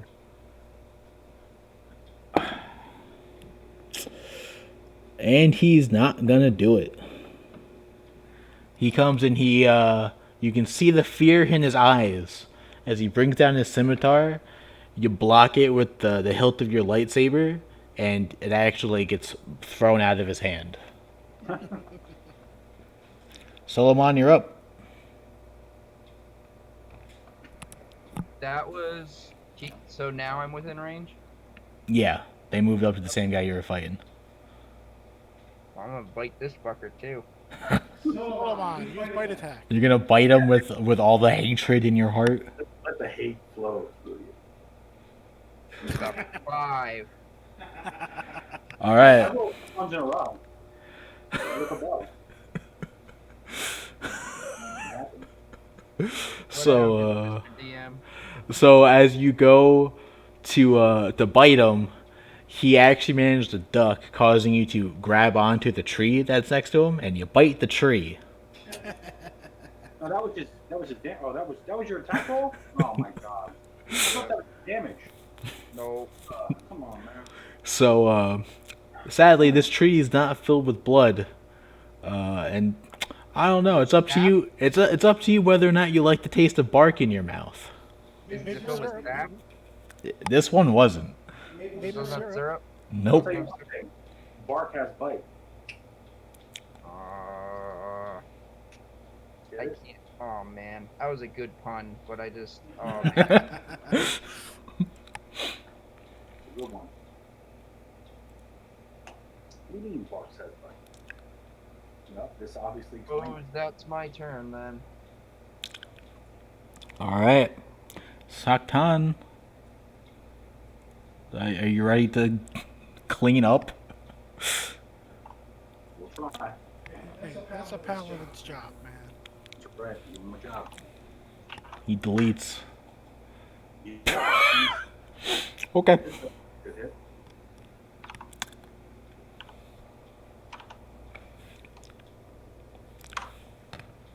Damage. Max damage. All right. How would you like to kill this guy? Chop his head off, put my lightsaber through his stomach, chop him in half, take his body over. Okay, so seeing the genuine fear in this guy's eyes that he's about to die, you deliver on that promise with a fury of blows, basically mincemeating him, but keeping his skull intact, as your signature move, decapitation, has a 100% chance to hit. All right.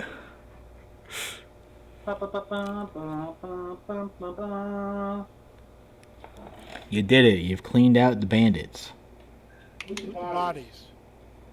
So, other than their uh, mostly fucked up leather armor from all your lightsaber strikes, they each had a scimitar and a light crossbow with about 5 shots per crossbow.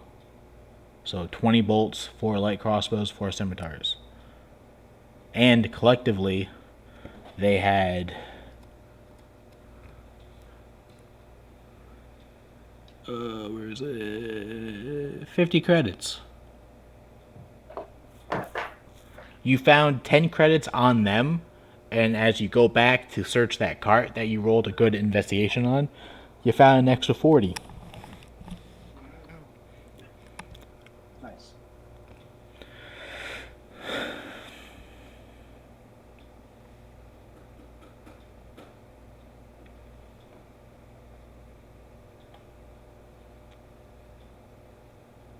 Okay.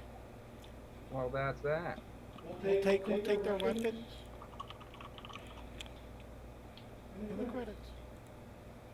Well, we could sell these at a vendor. Yep. Experience? Experience, you got 100 experience divided 3 ways, so 30. No.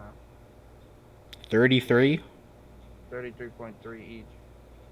We're not going to do points, so But 33 each. so I have us at 688.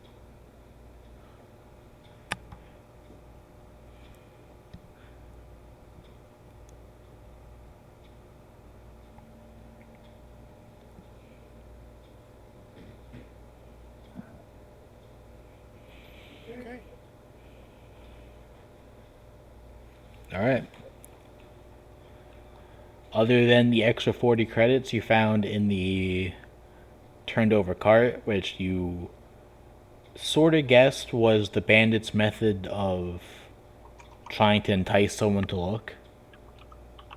There isn't really anything else in there. Should we decapitate the bodies and put their heads on pikes to let bandits know that they shouldn't do this anymore? Yes. Seems kind of brutal, Yeah. but hey, I don't know if I'm down with that. you do you. I help with that. So, You do me. so what we need you to do, Solomon, is put 2 puncture marks in their necks. Great. Make anyone coming by scared of a potential vampire. Yep. There is a potential vampire. There's not a potential vampire, there's an actual vampire. With potential. With potential. So is that what you guys do? You guys start brutally messing these guys up even worse? And on the cart, right in their blood, bandits beware. Sure. You know what? Make a performance check. See how well you're able to write in blood. I got this. Okay, there we go. Come on, let's see a nat 20.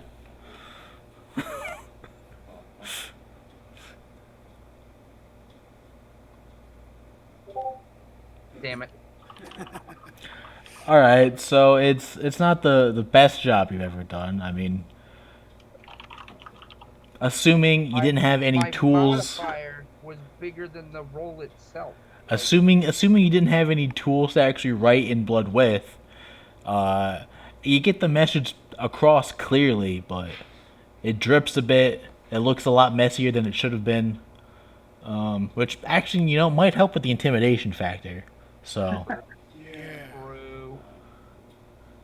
And, yeah. Fucking disgusting. But you do it. Right. So we continue the way we were going, which is south. Southbound. Alright. So,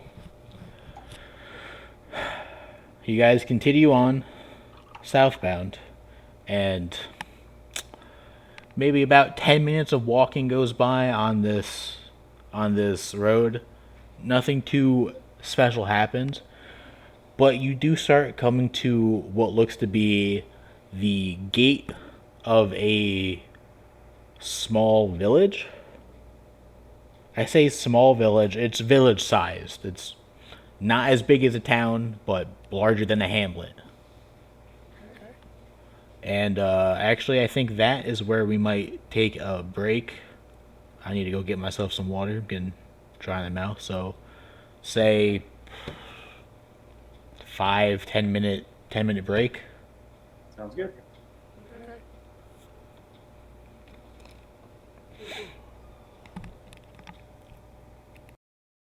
BRB bio. All right.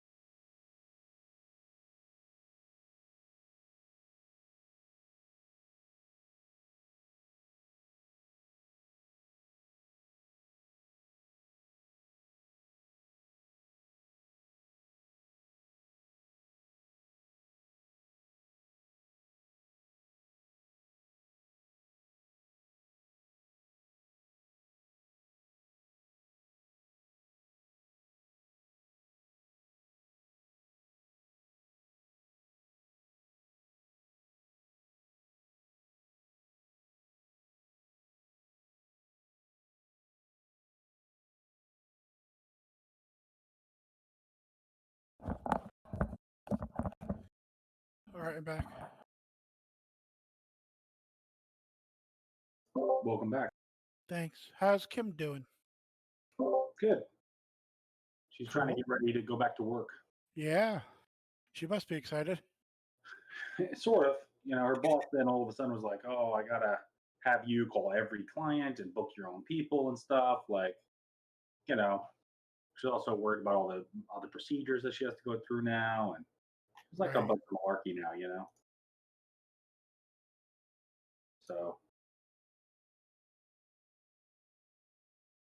That's cool. yeah, what have you been up to I work Monday through Friday from nine to 5. But on I'm online or at home or yeah, I'm working from home though. yeah? So yep. I would like to have had time off, but no. Yeah.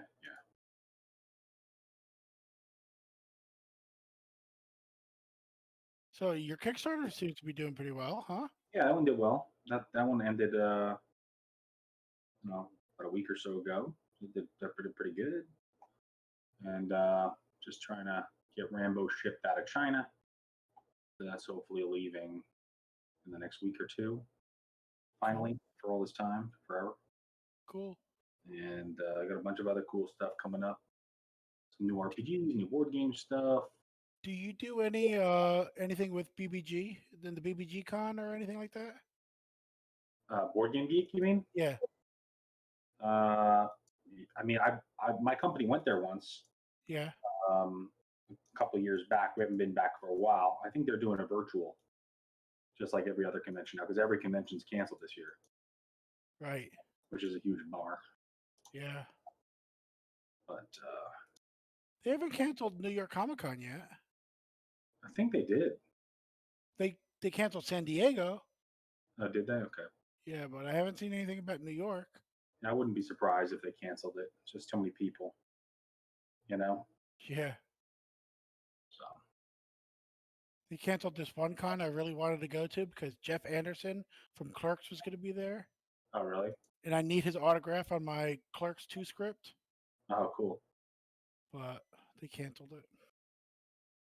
Yeah, It was supposed to be this past weekend. it's tough. It's tough to get those conventions to go, you know. Right. And now the big one, Origins and stuff like that, right? Yeah. Origins just canceled their online version. Right. They canceled their regular convention a couple months ago. Right. And I'm sure Gen Con is canceled. Gen Con is canceled. Yep, they're all canceled. Terrible. What can you do? Did you see Tiny Epic Pirates? We made a lot of money. They made a lot of money. Holy crap. Didn't look That's that the- great to me, but looked okay. And that's Yeah. one of the Tiny Epic games I didn't do on Kickstarter. Yeah. I mean, it didn't impress me that much. I didn't think it looked like so amazing or anything. Right. Did you? It looked like it could be fun. I don't think it's super amazing. I don't think any of those games are super amazing. I That's mean, the problem. Like for me, like I bought a few of them, quite a few. Yeah. Like most of them I had, but I found that I barely ever played them. You know, like played Tiny Epic Galaxies once or twice. We still haven't played Mech or Zombie. yeah, Although, I kickstarted both of them. from what I remember of the Galaxies, though, it's pretty fun. It was fun.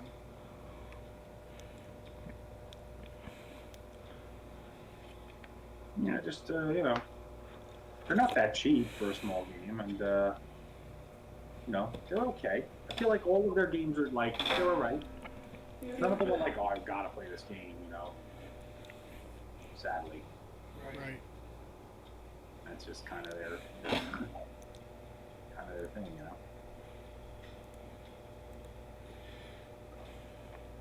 Yep. Oh,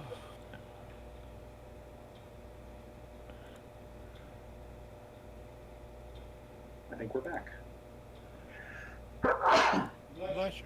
Thank you.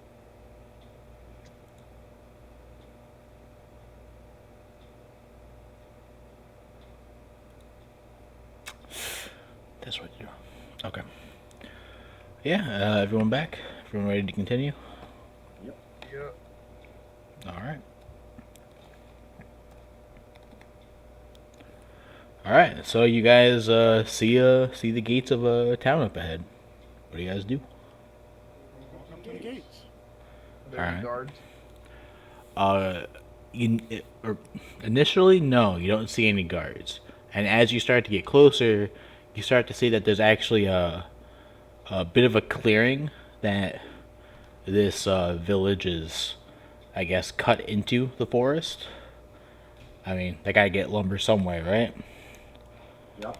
And actually, towards the gate that you are approaching, there's actually a small convoy forming of about 4 carts.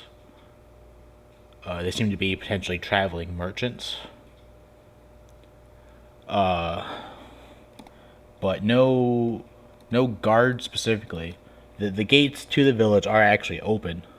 It's not like it's closed off, so one can just theoretically walk inside. One cannot just walk into Mordor. What must skip and jump? Yeah, so we skip and jump into town. I put my lightsaber away. Put Squirtle in the lead. I have a pair of sunglasses.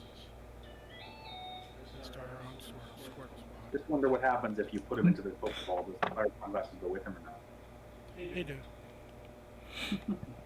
Actually, I believe in Pokemon, Sunglasses are an actual held item you can give Pokemon. I believe they increase the power of any dark type move a Pokemon has. Yeah, those kind of glasses. I mean, they are sunglasses. I think they're called black sunglasses. Squirrel Squad. So, Jade wants to know where the donate button is. where the donate button is? Yeah. I don't have one yet. Otherwise, I'm working on it. Where are you streaming? On Twitch.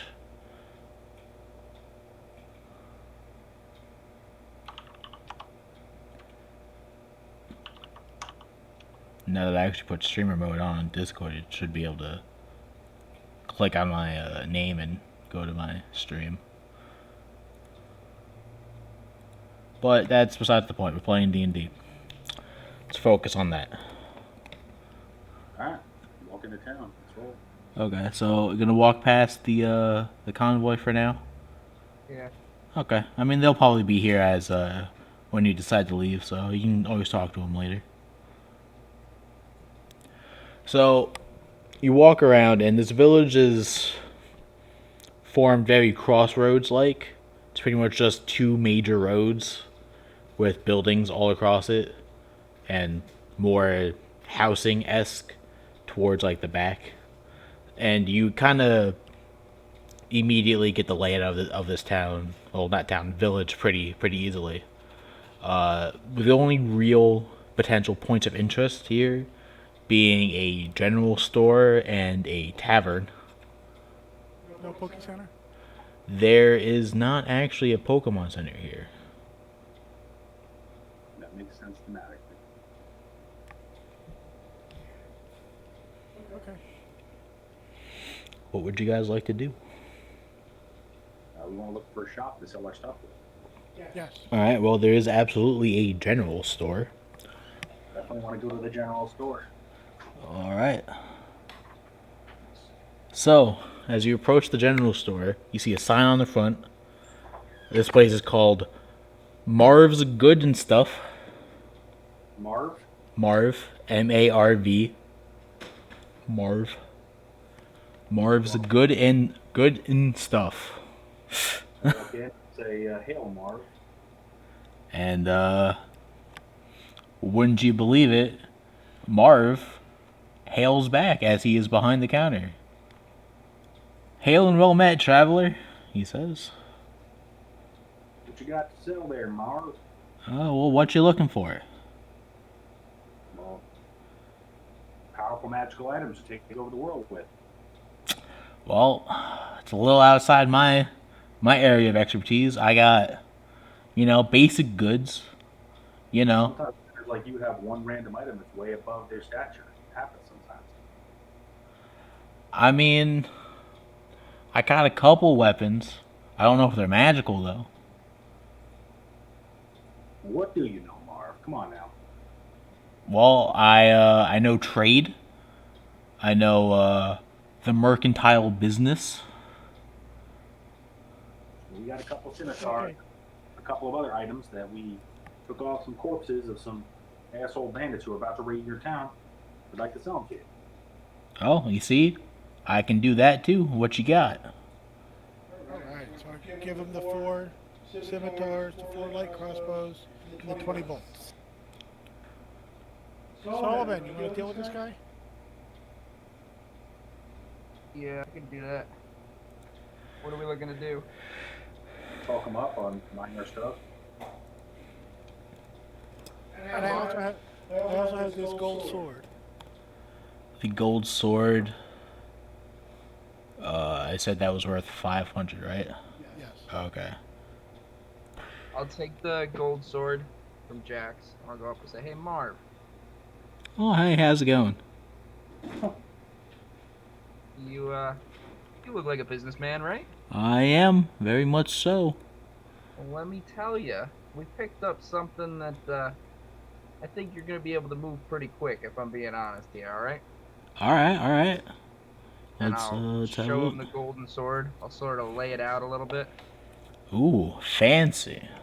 Yeah, that's what I was Look at the thinking sh- myself, look at the honestly. sheen On on the that certificate of puppy. authenticity, and even on the certificate, it says vendors would like to buy this item, especially mine. Yep, especially Marv. True, true. He goes, "Oh, so are you looking to sell this beautiful piece?" Yeah, I believe I am actually. Trying to finance some adventuring going on, and I figured a astute businessman like yourself could benefit from this exchange as much as I could. Right, right, right. Okay. So, I mean, I'll gladly offer you 50 gold for this. It translates to 500 credits. Huh. Well, you see, Marv, we we're adventurers. We've been going around. We took care of that bandit problem. I don't know if you get out of the shop often, but if you did, you could take the road out of town and see our handiwork. Bandits. How about we go a little higher on that, huh? I'll try and persuade him. Sure. Oh, so you, I see, he goes, I see what you're doing there. You trying to best me in some mercantile wits, are you? Yeah, 15 to persuade him into going a little higher. He rolled a 17 on the die. Oh man. 500 credits, the best I can offer. 50 gold. Okay. All right. It translates automatically. Okay. Yeah, as you'll soon find out, most NPCs who talk about money put it in gold value, so that automatically translates the credits to you guys. So I'll look at him. I'll be like, give me 1 second. Let me discuss with my associates. See what we can come up with. And I'll sort of pull the two of them to the side where they can't, he can't really hear. He goes, "Yeah, no problem," as he cracks his knuckles and leans back, Cracks his knuckles. not in a threatening way, in like a relaxed, like I got this kind of way, you know. I crack my knuckles in his face and I say, "Hey, Marv, you better pay us more money, or else." I don't owe you anything right now. It's up to you whether or not you want to accept my offer. I'll say, all right, all right. Like I said, we're gonna discuss. We'll discuss. And I'll pull the two of them aside. First of all, Sakhan, we're trying to persuade, not intimidate. You gotta, gotta give me a signal before we switch modes like that. Unless you're going for good cop, bad cop, and even then, Come on, man. I mean, haven't you played Fallout 1? Fallout 1, you can just go kill all the vendors and just take all their stuff. What are we even doing here? not being murder hobos. Why not? Yeah, that's not cool. I didn't see any town guards, did you? I did not. I don't know. Okay. That is a decently phrased question. I don't know. Jax, what do you think? You think we should just take the 500, or you think I should press a little bit? Yeah, whatever. At least, as long as we get at least 500, because you guys got your 500 already. This is my part of the treasure from the dragon. So Right. I'm just wondering if the sword goes to something else. You know, does it fit in a stone somewhere in some other quest that we don't know about yet? it would be kind of Yeah, I think it'd be denoted as a quest item or an important item or something. As you guys remember, there is flavor text to the gold sword, and the flavor text clearly says this could go for about 500 credits to a vendor. right. All right, Jax, if you're cool with that, then we'll just take the payment. Yep. All right, I'll go back to Marv. I'll say, Marv, you run a hard bargain, and I'll shake his hand and sell him the sword. All right, we have a deal, and he hands you the bag that is filled with gold coins, and the second you take it, gets converted into credits. I will submit that to Jax.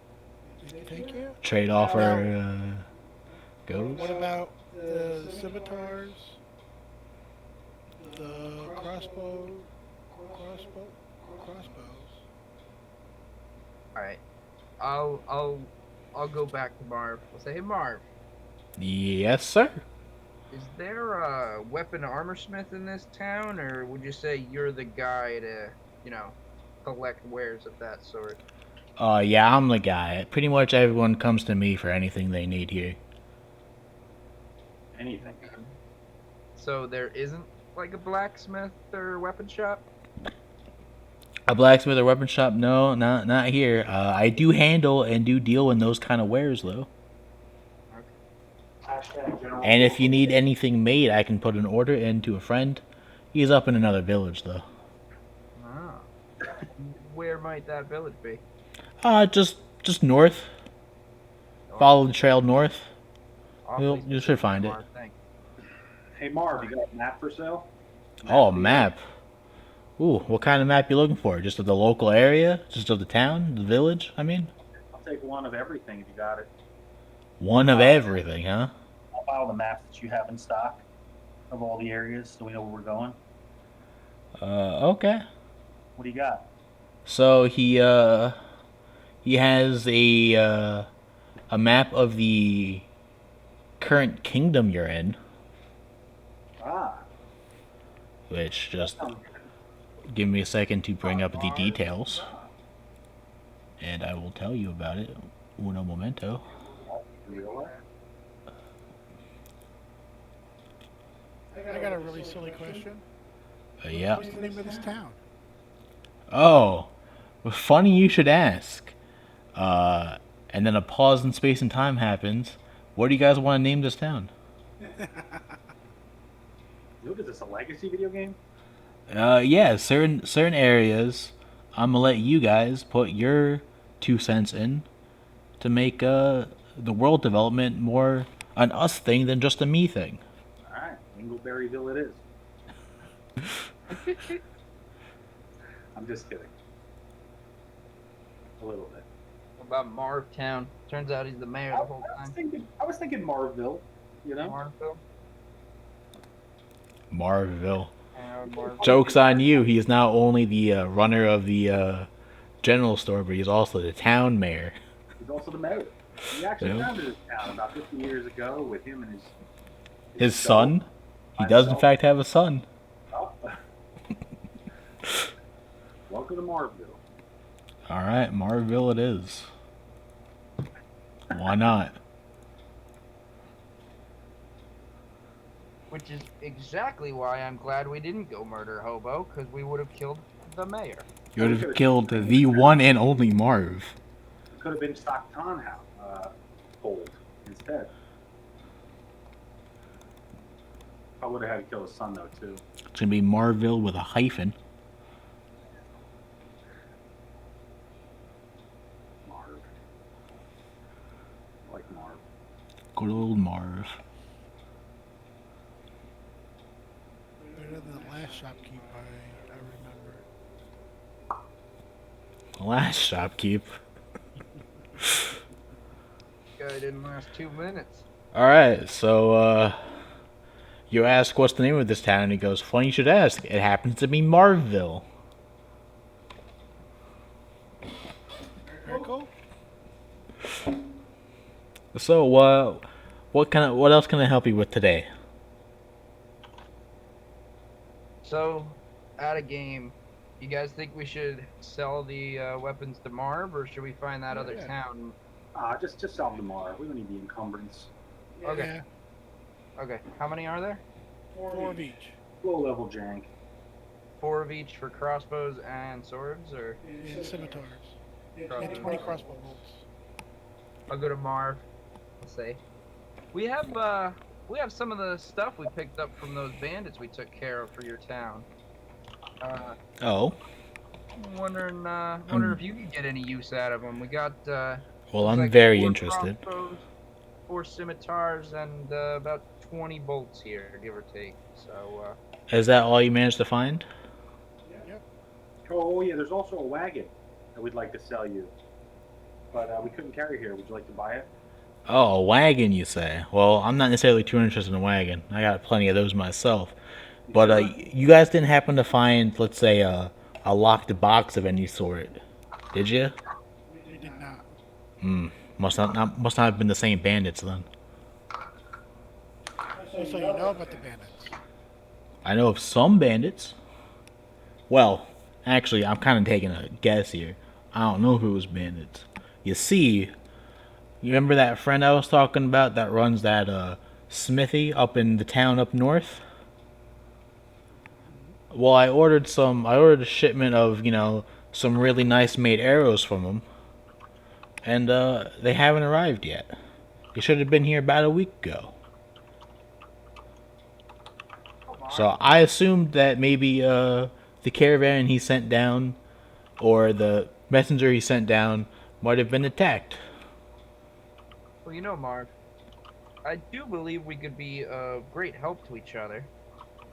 Say you work with us a little bit on the price of these weapons here, and maybe we can check out your bandit issue.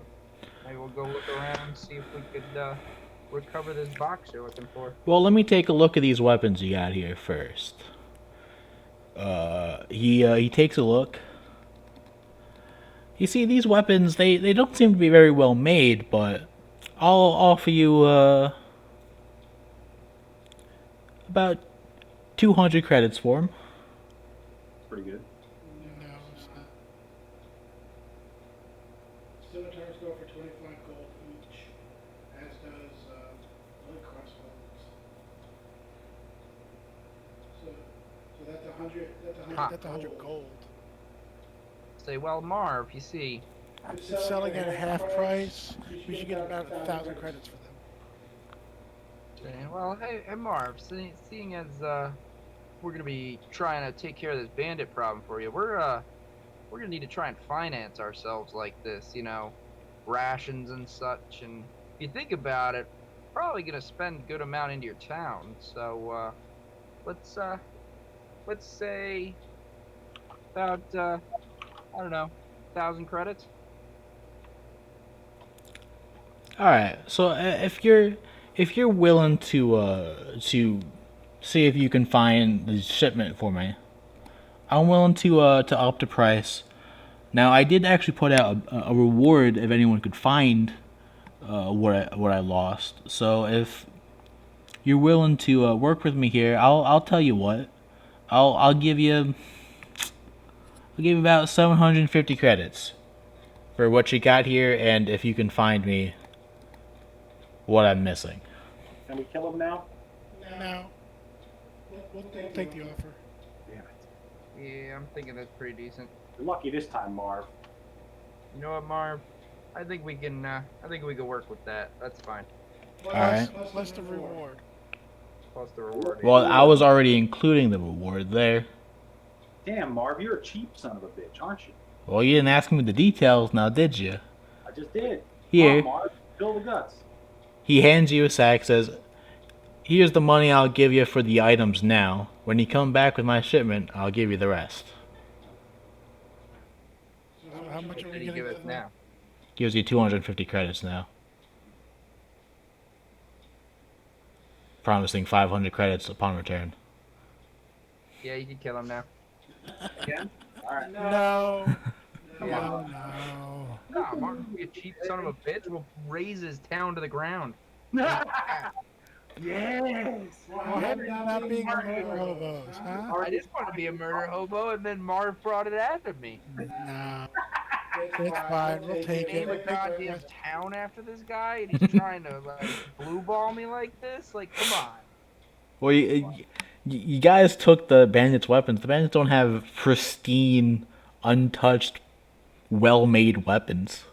No, I get that, but I'll roll persuasion and blow this fucker out of the water. I don't know. And That's assuming you're gonna get half price for anything you sold is, not quite what's gonna happen most of the time. It's standard. Yeah, standard if it was good quality stuff. You took the rusty old busted scimitars off some dead guys. You think you're gonna get half price for that? Come on. Snap. Got a good point there. I guess we'll take what we can get for now. Yep. Now, you guys want to finally cave and become murder hobos? Just let me know when. Good to know you're at the ready. I like the Ready. No. My alignment is good. Mostly good. Mostly. What do you mean alignment? We're players alignment. What is this alignment? you think of? What do you My alignment is mostly good. mostly good in real life? What is this? Is that like mostly dead? Yeah, it's like mostly dead. It's mostly dead. So we went south. That means we came from the north. We didn't pass this town. Right. So presumably it's further north. Yeah. But you do have a path now to follow. And a map. Right. Map of the kingdom? What's the name of the kingdom? So First Kingdom. as a gesture of good faith, he does give you the map of the kingdom for free, since you promised to help him. He's not going to charge you for that. There you go. The map of the kingdom you're in is called Shikar, spelled Shikar.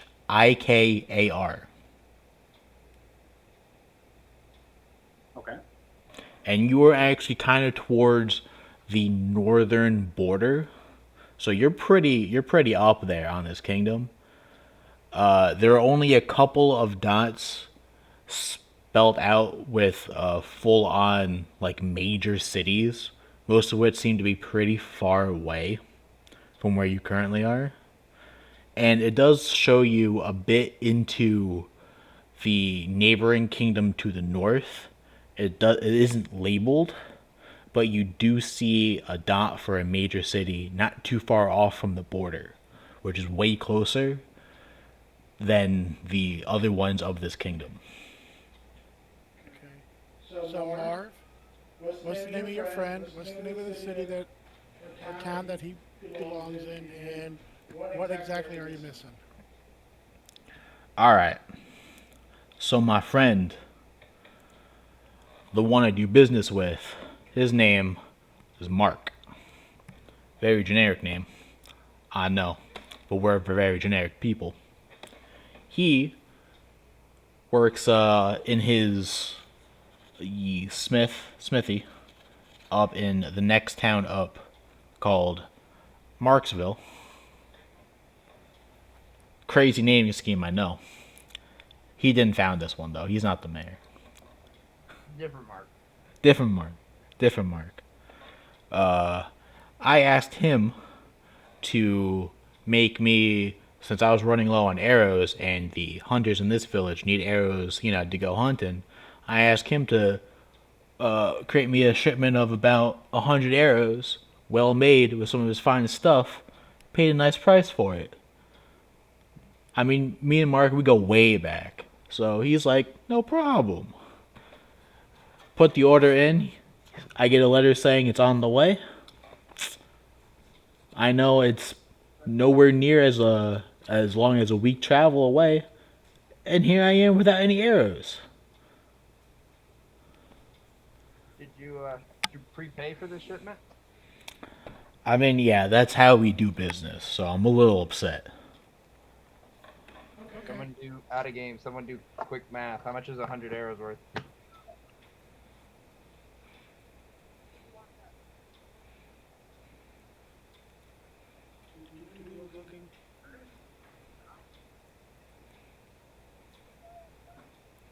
Twenty arrows are 1 gold piece, so 100 is 5 gold pieces. So that's 50 credits. Okay, yeah. The reward's worth more. Okay. So we gotta go look for Mark in Marksville to try and get back these arrows. Actually, Yeah, if we box go to arrows. Mark, alright, so it's either Mark sent them and they got stolen along the way, or Mark never sent them. So I'll look at Mark. I'll say, "Are you sure your buddy Mark actually sent them?" Well, I did get that letter, but I mean, there's a possibility he sent the letter first and then didn't get around to sending them. I guess that's possible. He can be a forgetful fellow. I think it's probably a good idea we go and speak to him to try and find the front of the trail, right? Now, these bandits, do you have any idea where they might be? Well, I assumed there were any bandits in this forest. That they'd just be anywhere that they can lay low, you know? Maybe a cave or something. I mean, I haven't really been out looking myself. I asked some of the local hunters if they knew anything, and they say if they see any other, people folks out there, they try to stay away. As if there's people folks, that means there's no wildlife. So, I mean, I just kind of assume. I mean, if I was a bandit, I'd try to find a cave to hide in. That's some pretty good shelter. Are there any caves around here? I'm sure. I mean, it's a forest. No. I mean, it's a forest. There are bears in this forest. Some hunters come and they sometimes give me bear hides. Bears like to live in dens. There could be caves. It's a pretty big forest. You never know.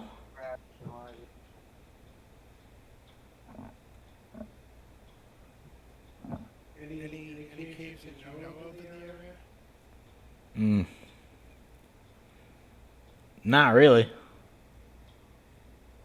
Killing me, Smalls. I mean, look, I run a pretty good shop and village. I don't need to be out there exploring the forest. I make my living right here. Do you have any health potions? Health potions. Let me check the back. He goes into the back. He does. All right, can I rob all the shit while he's gone? No. Man, when did you become such a goody two-shoes in this game? It Damn. wasn't a question of whether he should. It was a question of whether he can. Yeah. Okay, so about maybe 3 minutes later, he actually comes back with. Really? He actually comes back with 3 potions and said, "Funnily enough, I do. I didn't think I had any left in stock. You see him brush some dust off." You got an empty cash register too. What color are the potions? Classic healing color red. Okay. You gotta make sure. You don't know about these guys. How much? Well, I do believe going rate for these is about 500 credits each.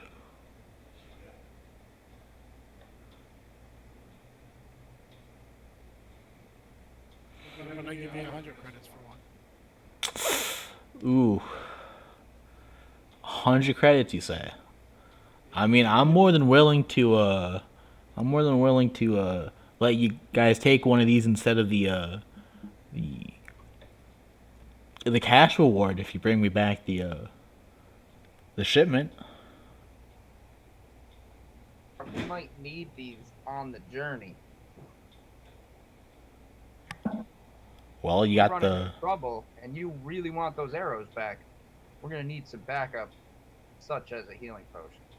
well, I mean, I did just give you about the same amount for that sword you sold me originally.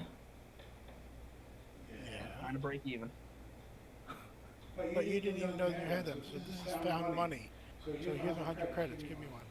Okay, let's calm it down now. Damn.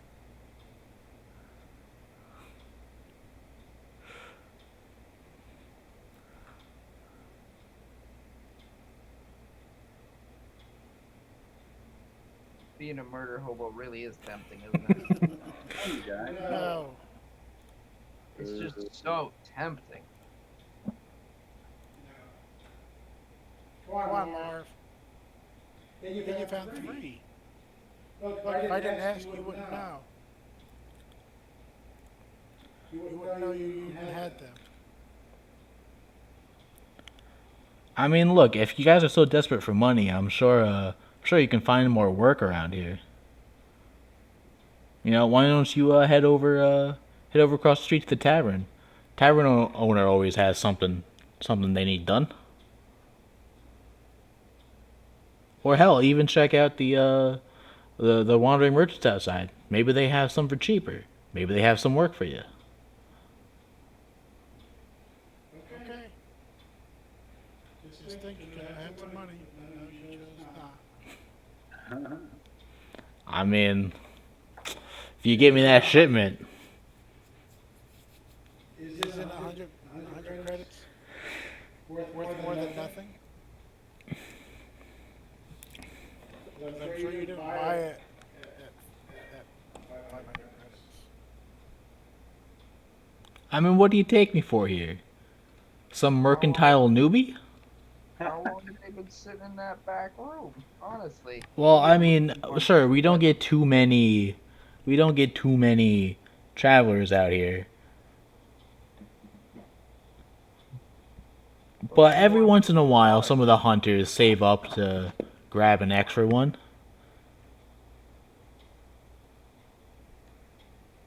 Okay. Alright, guys. I turn We're to not leave. anywhere with Marv. Find his arrows. Alright, well, you guys come back now. I'll I eagerly await your return. Pleasure doing business. Thank you. Come again. Alright. What's next? Keep going. We go over. Let's check out that tavern.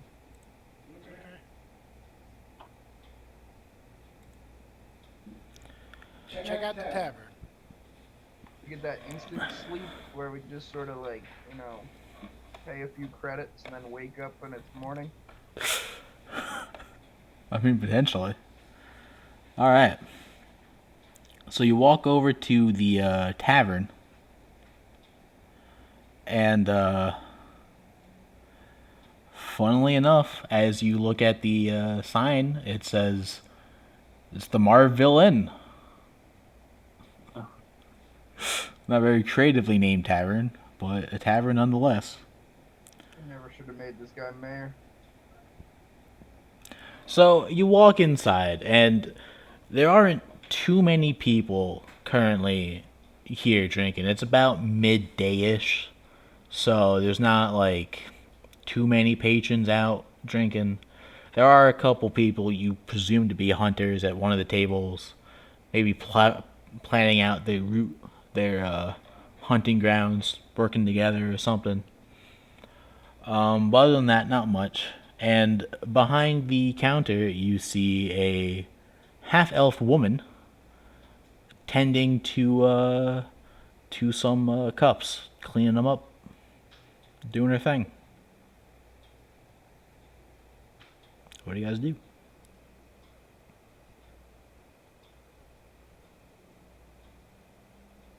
I go up to the hunter.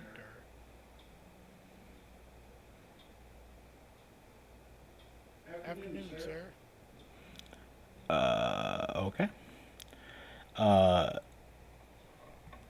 He turns to you with the two other hunters with him, and goes, "Oh, good afternoon.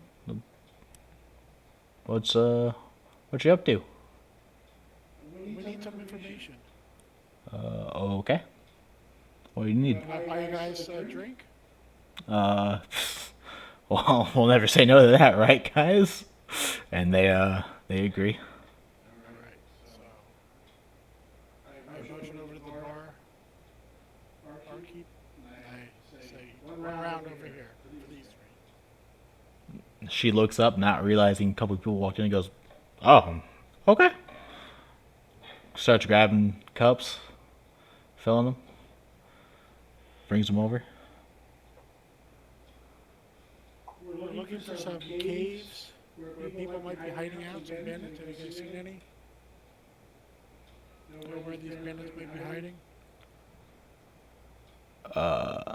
The hunters look at you and go, no, haven't seen too many bandits around.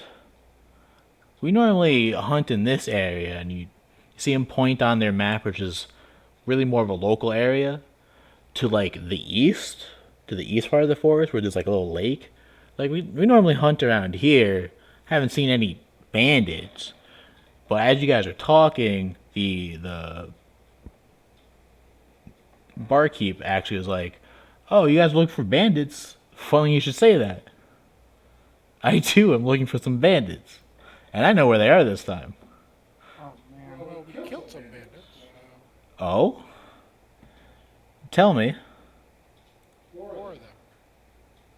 4 bandits. When where at? Up north. Up north, eh? They happen to be, in a farmhouse up there? This was on the trail. Oh, on the trail, I see. Shame. Not the same ones then. Why are you looking for these bandits? Well, you see, I do business with a nearby farmer who recently came to me saying a group of what he called bandits took over his house and farmland. Yeah. And he asked me to ask anyone who'd be willing to check it out if they could go clear him out for him. Pays good money too. Yeah. He's offering 500 credits to get his land back. Now, that's a lot for a simple farmer. Don't know where he kept it all. Where's this farmer? The farmer right now, I think he's staying with a cousin somewhere. I think that's what he said. He usually stops by every now and then to see if anyone's taking the job. But Anybody taking the job? I've asked a couple people, some of the hunters, but they're not very interested.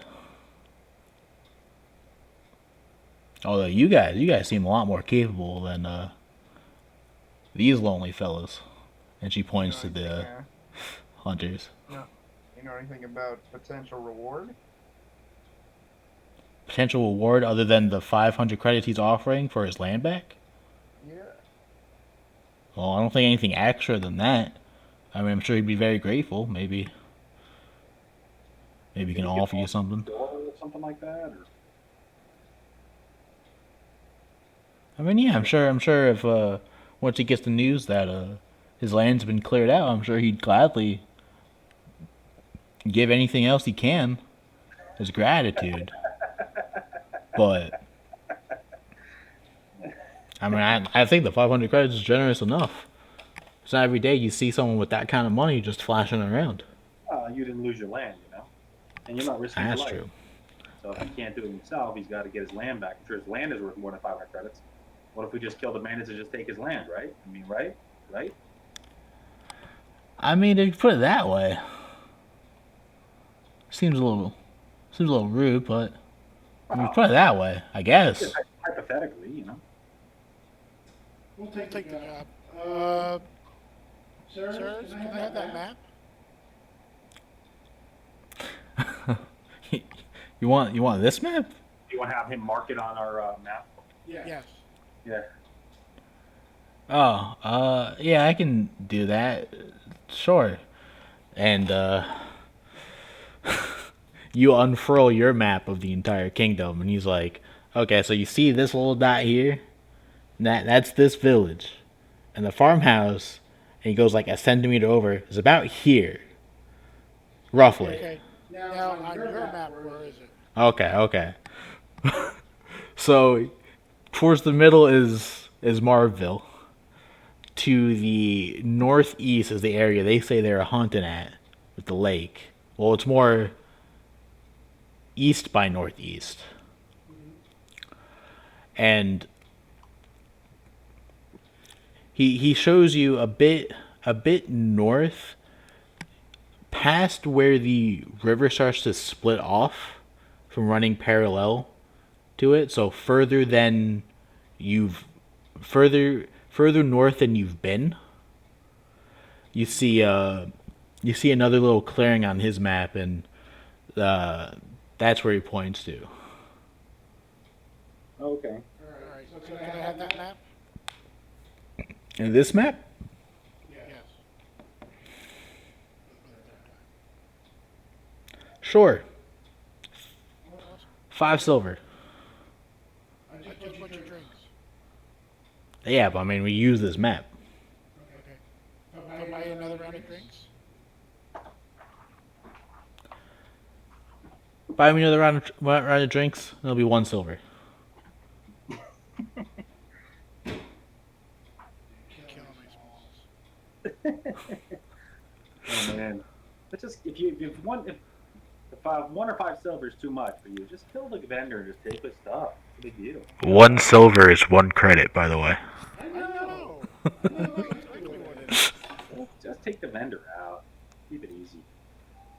Yeah, they want my hard-earned credits. Yeah. I'll pay the one credit. Okay. Thank you. With another round of drinks. We, Huh? you know, he's just gonna go spend that at Marv's. It's fine. That's all. It's got to be the biggest gambling joint in the place too, right? I mean, As all the hunters get up, they hear the comment of, "Oh, you know they're just gonna spend it at Marv's." They'll go, "Hell yeah, we are!" as they walk out. Anyway, alright, we gotta leave a better map. Alright, you guys wanna go? yeah, let's go. Or are we gonna insta rest? I mean, that'd be cool. I'd get back to Bardic We should Inspiration definitely rest. Why not? points. Okay. There's no reason not to. Okay. I don't see any timer on this quest. No. Alright, Bucky, we need 2 rooms. Okay. So for 3 rooms for the night, plus those fine gentlemen's drinks, that's gonna be a total of 10 credits. Okay. Wait. This is a female half elf, right? Yeah. Boy. You got something to do, Bard? So I'm gonna go, how you do? Yep. I'm gonna go up and How did you verbatim. I'm gonna say, "How you doing?" She replies, "Happily married." What kind of game is this? I'll say, "Hey, where's your husband? I don't see him." He's in the kitchen, preparing dinner. Go! Wow. The character does an anime fall backwards onto the floor. No. Just because there's a goalie doesn't mean he can't score. With the way you're rolling? Is the way that Solomon believes. The way that the system is rolling for you? You really wanna take that chance? Got him.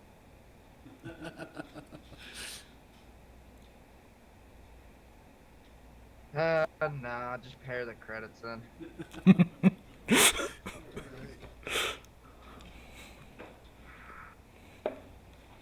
Alright.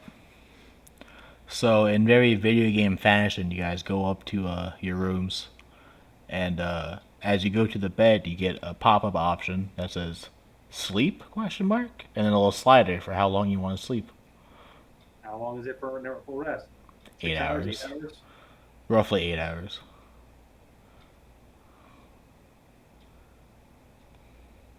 Yeah. 8 hours then. Okay. So you can wait till 8 hours, and it'll probably be early morning before sunrise, since it's still kind of midday. Or you can just kind of wait out the rest of the day, so you end up waking exactly at sunrise. Your choice. Maybe you guys want to go adventuring while it's still dark. It's up to you. Sunrise is better, I think. Okay. Okay. That's fine. It's all the same. So you end up selecting the sliders to wait for a couple hours and then sleep for 8. About 30 seconds of real world time go by, and boop, you're up, fully rested. While we're waiting, I'll bond with my Pokemon. Okay. So I'll say since you've won a battle with Joltik and with Squirtle, they're both at least loyalty 1 now.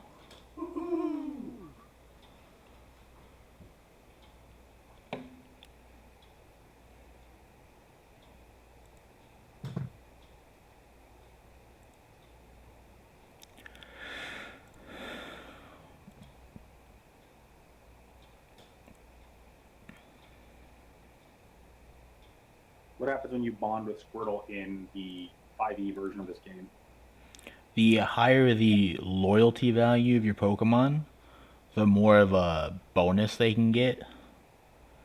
Usually in the form of, I believe, extra saves, extra HP, and even at a certain point, the ability to potentially take an attack for you.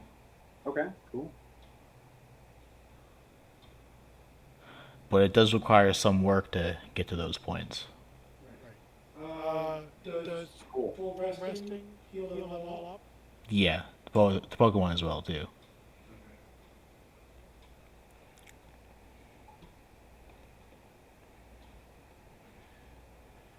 I mean, even in the Pokemon games, if you take a rest at quote unquote mom's house, Pokemon get fully healed. So sleeping does it.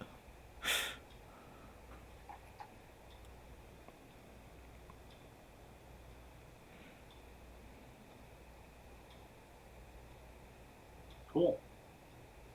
All right. Are we heading out now? Sure. It's up to you guys. Is there anything else you want to do in town before you head out and search for your quests? Nah. This is like the first level 1 town, basically. I mean, basically, yeah.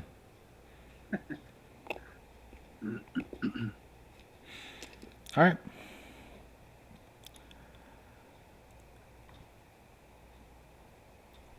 So you head north on the trail. Yeah, we head towards the farmer's house. All right. So as you guys leave town, you do still notice that, despite the day having passed, the traveling merchant convoy has not yet left this town. Well, I keep saying town. It's a village. You get the idea. What kind of wares do the traveling does the caravan have? Do you go up and ask? Yes. Okay. You find out it's all mostly like trade goods. Like one guy's hauling lumber, one guy's holding silks, one guy's got cabbages. He's the cabbage guy. My cabbages! And then the last car is really more or less the guy running it with a bit of a security detail for him. But as you talk to him, though, he does ask if he does ask where you guys are headed off to. Actually, We're on an adventure. oh, where to? North. North. How far north? Not very. You see the. I'm trying to get this caravan ready to head up to one of the near major cities called Lastar. It's past the border, but we we seem to need, at least we would like to get some extra security before we make this trip. Okay. When are you planning on leaving? Ideally, whenever we find the security. Okay. You see, We're here. We'll be back in an hour. okay, sure. I'll tell you about what I was gonna say then. Good luck. Thanks.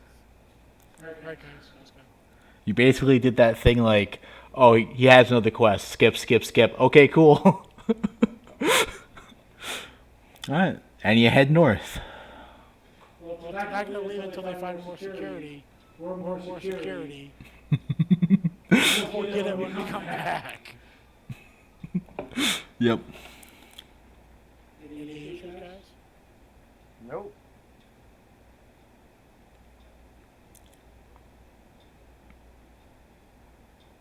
Santan? Or are you in mute? Whoops. That was an accident. Talking to nobody. How's it going? Happens. It happens.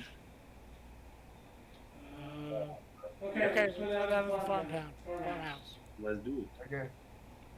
Alright. So you continue on down the path You doesn't take you too long for you to pass the gruesome site you left the last day. It's still there. The skulls and bodies left there seem to have been nibbled on by some potential predators, but for the large part, it's still there, starting to decompose. The blood is dried now, so it's no longer red.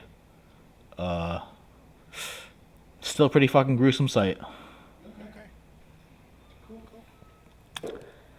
But other than that, nothing really seems to happen, and maybe I don't know, about 30 minutes of travel, which makes you feel like, damn, this whole realm thing and this whole game takes a while to fucking get places, doesn't it? Big ass zone, huh? We But- need to get some mounts. But it's a big ass zone. Maybe you have to get the horses or something. Yeah, we gotta get some mounts. You do manage to find the trail that seems to lead off into the forest that you are guessing is the way to this farmhouse. It's about as far out as the map was marked. And the mark does seem to be a little bit off the trail, so this might be the road used to get up there.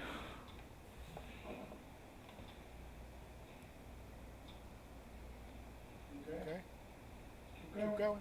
Yeah, let's roll. Alright, are you guys being sneaky in any way? Are you guys approaching in a stealthy manner? Since you said that, yeah. The game's like, would you remember when you head into combat situations like these? Sometimes you may want to go in stealthily. There's like a little note pop up. Yeah, a little tooltip. Oh, yeah, here's the stealth controls. Okay, we'll go stealthy. Jeez. Okay, sure. Have roll stealth.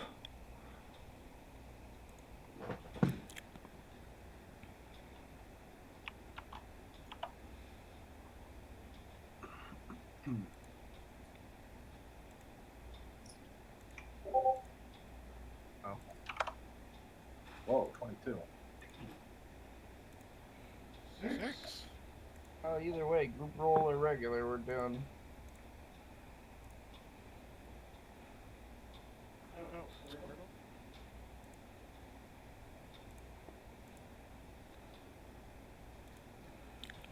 Alright.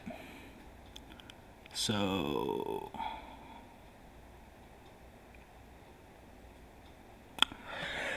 Okay, since there's only 3 of you, and only one of you seem to do well. There's actually 4 of us. No, okay, wait. Maybe Squirtle can help bring up the party. He does. With a 15. Alright, so Squirtle, being the water turtle that he is, somehow blends into this forest area pretty well, despite being bright blue.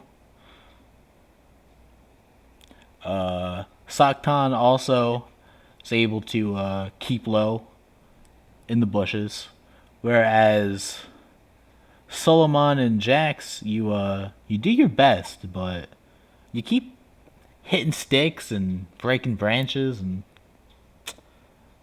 you might need some training on this. Yeah.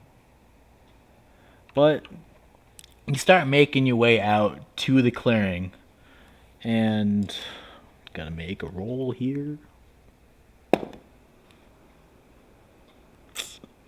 Okay. You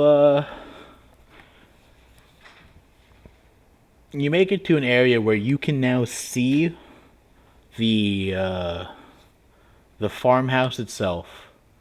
There is the large barn area, which is actually directly connected to a more generic house-like area. They seem to be really close together, almost the same building, but with 2 distinct entrances. And outside in the front, you can see 2 figures with what you believe to be 2 wolves sleeping by them. Seem to be around a campfire. You guys don't need to roll a perception check for those guys because they are out in the open. But if you guys would like to make a perception check to see if you see anything else, go for it.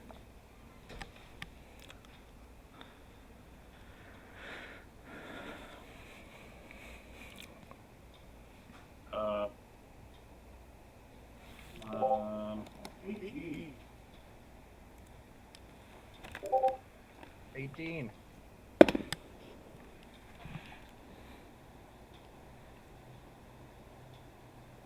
I'm not looking extra.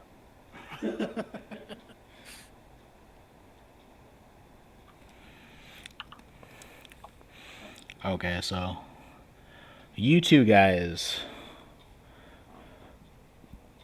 you two guys start really looking around, because first thought that comes into your mind is, if there's only two guys here and two wolves, there's no way they. I mean, there's no way that this is it, right? Like, there's got to be more. There's no way. And as you start scanning around, just out of curiosity, did any of you guys have anything along the lines of like binoculars or anything that could help you see? Nope.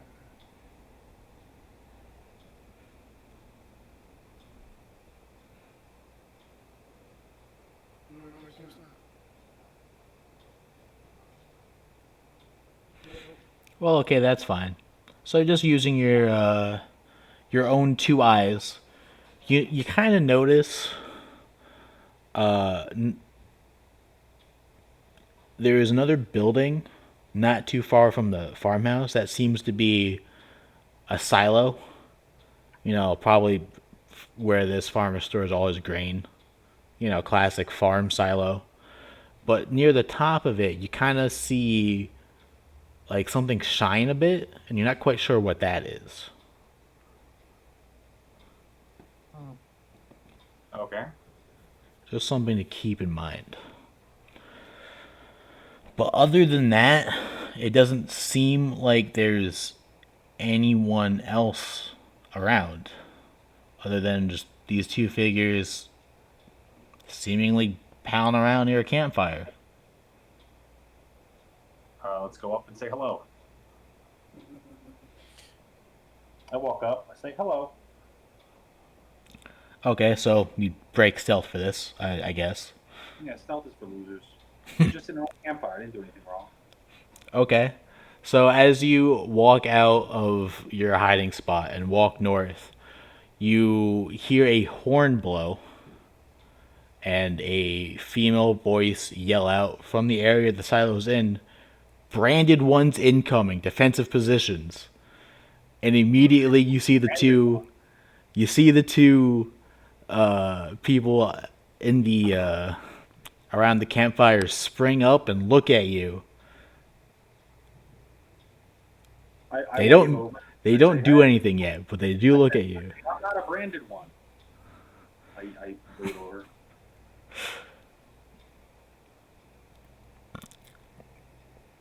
Okay.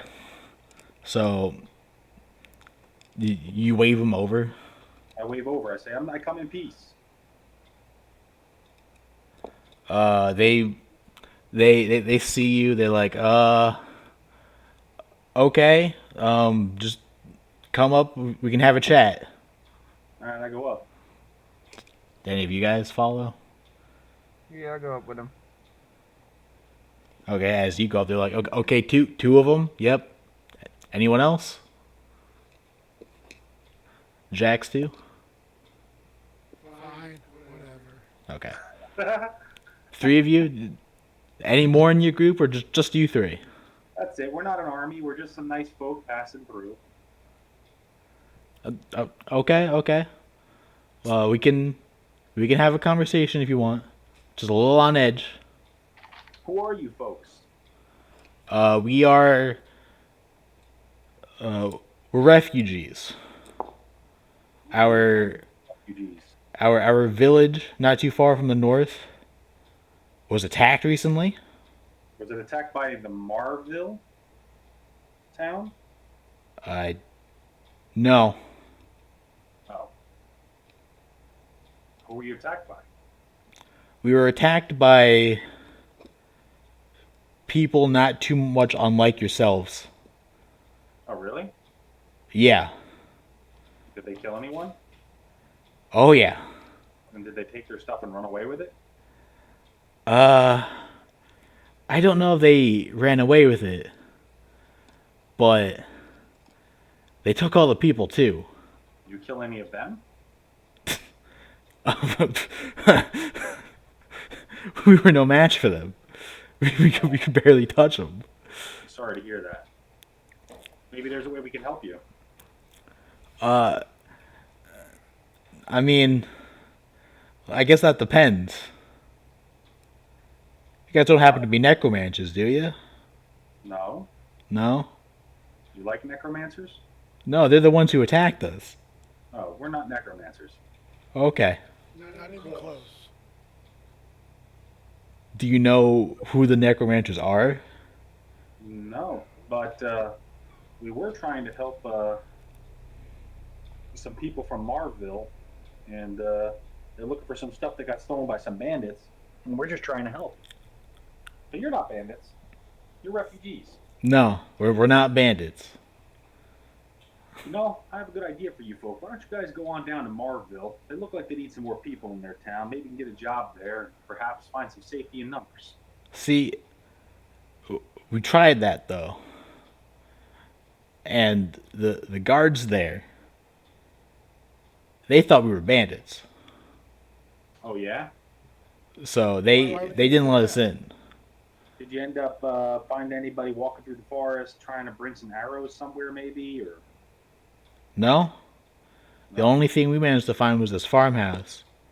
We came up and we tried asking the person who lived here if we could stay, but he got the wrong idea and he ran off. Oh, he didn't attack you though? No, he saw us and the group of people we have, and he thought we were. I guess he thought we were a group of bandits robbing him, but we were just trying to ask for some help. Oh, I see. Well, you look like a nice folk, so we wouldn't have any problems with you, I guess. But the owner of the farm really wants his farm back. Oh yeah, that's true. I mean, you can have it. We only stayed here because there was food and shelter. We weren't actually trying to steal it from him. Okay. Yeah, he was scared, kind of like you guys are. I mean, I don't know what you guys are capable of.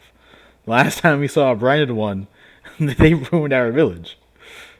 That makes sense. What is this branded one? And he just kind of points like a little bit above your head. Well, we have names above our heads. Yeah, your video game characters.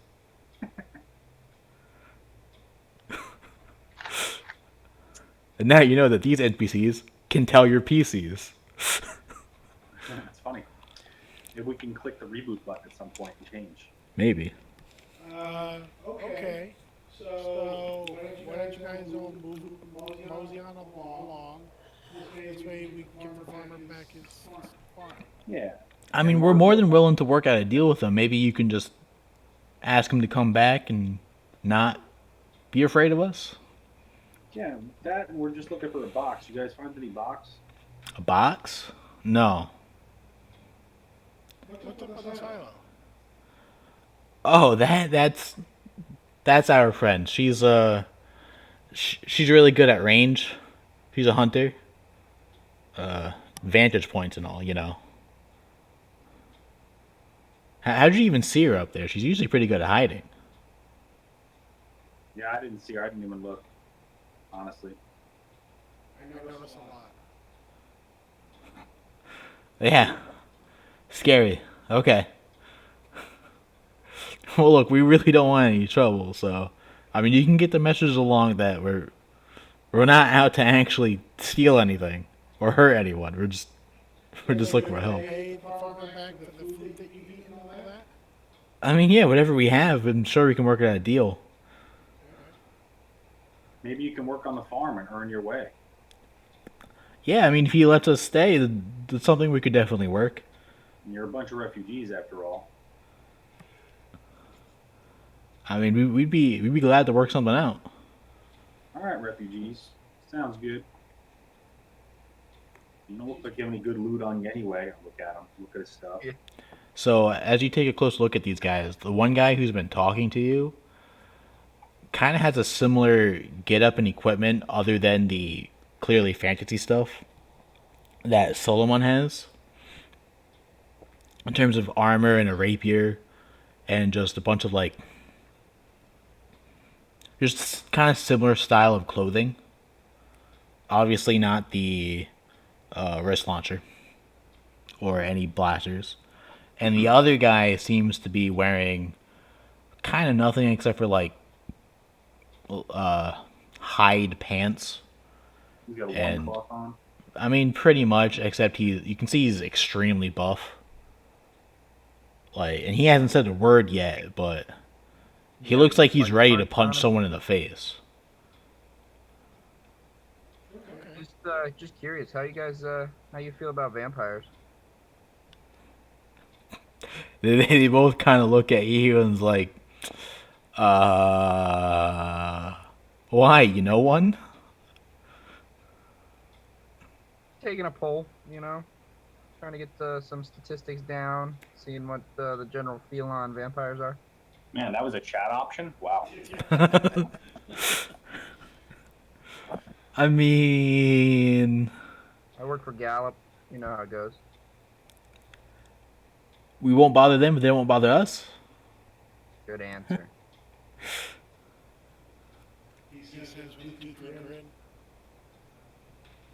So, we all good here then? Sure.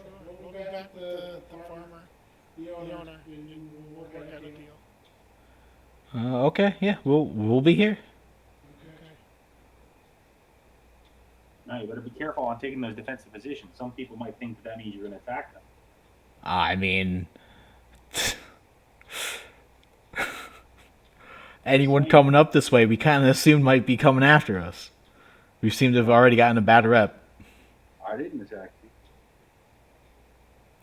you. Well, you seem to be the exception now, haven't you?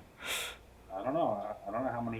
Better Probably say, right. look, better safe than sorry. All right, we're trying to make sure our people are protected here. All right.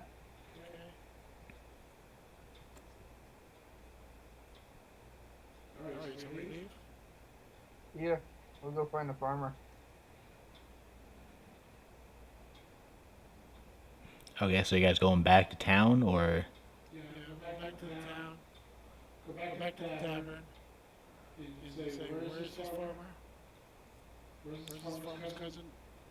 so as you get back to town, you pass the merchants again, and they're like, "Oh, so it's been an hour. Would you like to know what we have to say yet, or?" I give the finger like this. Hold on 1 second. We go into the tavern. All right. You just kind of skip them again. All right. So you walk in the tavern, and surely enough, you ask where the farmer is, and he happens to be at the bar taking a drink. Ain't that convenient?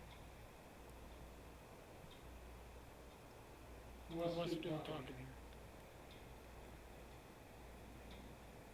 here? You do. Me? Okay. Yo, farmer. Yo. You sure you want me to do talking? Hey, Yo, farmer. Mr. Farmer. We heard that you were having trouble with your property up there, and Yeah, a whole mass of bandits came and ran me out. yeah, turns out those bandits were refugees. Actually, they sat down with us and had a fireside chat, and they'd like to negotiate with you, see if they could work out some deal where maybe they work for you for room and board. Refugees, you say? Nah, that can't be right. Where's your farm located? Oh, just north up the road. Any distinguishing features? I mean, I'm one of the few farms around. Okay, well, we just visited a farm, and they were most certainly refugees. Was it up north? Yep, That sounds like my farm. yep. Doesn't sound like my bandits though. how did you recognize these bandits? What did they look like? Well, they started coming up the road. They had a bunch of torches, and there was a bunch of them. So, Dark out? yeah, it was middle of the night. Was there One of them a came guy running that up looked- screaming, and I just bolted. Was there a guy that looked extraordinarily buff? I don't know. It was dark. Okay. Well, why don't you come with us? We'll take you back to your farm. Oh, so you cleared them out? Yep. Yeah, we did. Oh, wonderful, wonderful.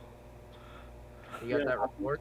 Clear them out after you talk to them and tell them to leave, or if you want to hire them or something like that, that's going to be up to you. Hire who? The refugees who are living in your farm right now. There are refugees in my farm? Come on, damn it. No, there were bandits in my farm. They're Yep. not bandits anymore. We've converted them to refugees. Don't you see we're one of the branded? Oh, so you haven't cleared them out yet? We have, we have. There are no bandits there. Okay. So then, yeah, if there are no bandits, then let's go. I'll get you your reward. Oh, let's Okay. go. Get the reward. Let's go.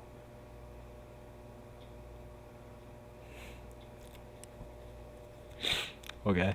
So, I guess you go back now. Yep. As you pass the caravan, I can hold on one second, finger again. He goes, ah.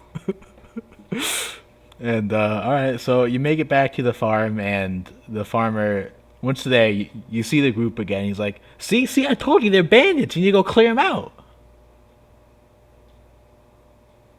I'll shout over, hey, are you guys bandits or are you guys refugees?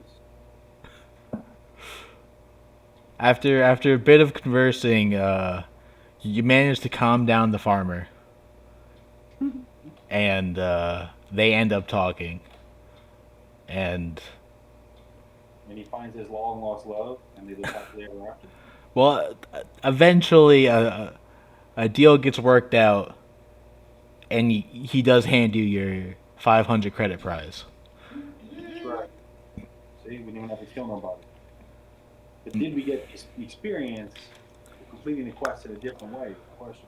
But now the same guy who was talking to you before asks that the deal they made, he comes up and says, so the deal we made is only temporary. So we're still a little wary about moving out.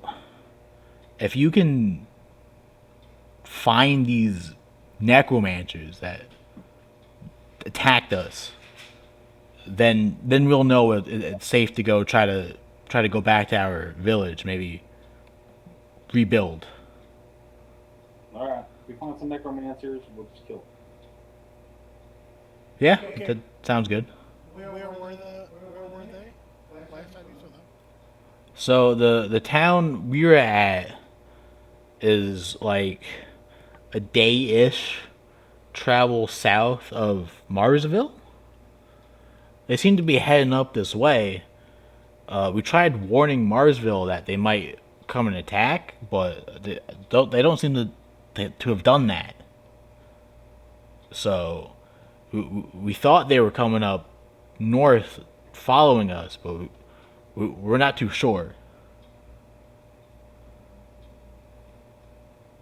Okay. What do they look like? I mean,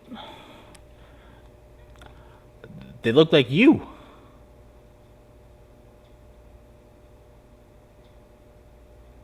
Look, you'll know them when you see them.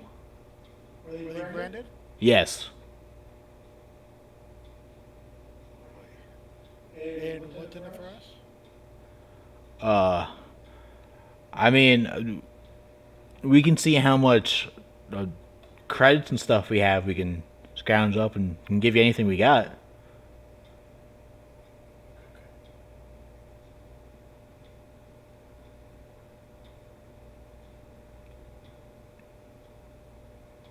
Yeah, we'll keep an eye out. Okay.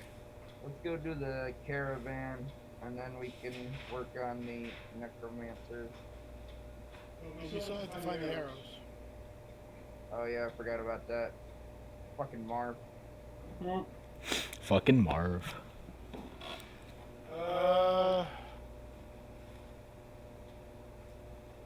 we have to go north. We can do the caravan and Arrow. the arrow quest same time. All right, we go back to the town. We go up. At first, I hope I figure out like this. He doesn't even say anything. He just waits. Then I drop it and I go over and talk to him. Okay. So he goes, okay, so we ready to talk now? Yes. Okay, so as I was trying to say, we were looking to hire new security because we heard rumors that some of the smaller hamlets and villages around this area have been going dark, completely wiped out. And we're afraid that there might be some either large monster or maybe group of people raiding and destroying these villages. And Bandits or necromancers? necromancers. I guess I did hear something about necromancers. Necromancer? Who the fuck said necromancer? I just didn't hear me. Okay. What are you paying? Well, if you can get us to our destination, we'd be willing to give you, as long as we get there all safely, 800 credits. Each? Well, let's see. How many of there are you? 4 of us. That'd be 200 credits each then. Where are you going? We're heading up to the city of Last Star, past the border, into the kingdom of Theagon. Kingdom of. Theagon. Theagon. Do you have a map of that place? Yeah, we got a map to this place.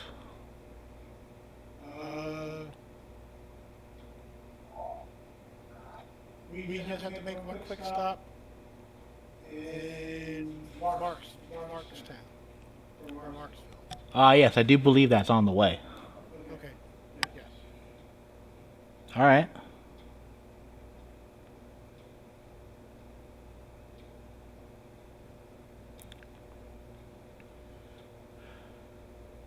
Let's go.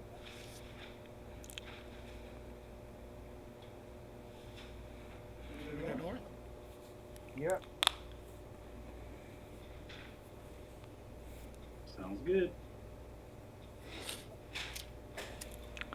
Okay, so they tell you that they just want to make sure they have some time to get, last minute checks, everything ready. And then once they're ready to go, you get told to pretty much hop on, and the caravan will start to go north. Okay. So you very quickly get to that area where you've made that scene, and the first car stops and tells you guys to come on as they see something, and they start very warily looking at the bandits beware and all the heads on the spikes, and they're like, see, I don't know who did this, but this is why we need extra security. Exactly. That's job security right there. See? This is the kind of shit we're talking about. I guess everyone keep their eyes peeled. We don't know if whatever did this might still be lurking. And let's try to move forward. Okay, let's go. Yeah! Okay, so you guys continue. You get to the point where you end up passing the path to the farmhouse, and you keep going. And at a certain point, you actually start to exit the forest and go into more of a plainsy area. Like, it starts to become more hilly and grassy than pure forest. And not too much longer after, you actually make it to what I call it, Marksville. Yep. you actually make it to Marksville. And the first thing you notice is this town isn't gated like Marsville.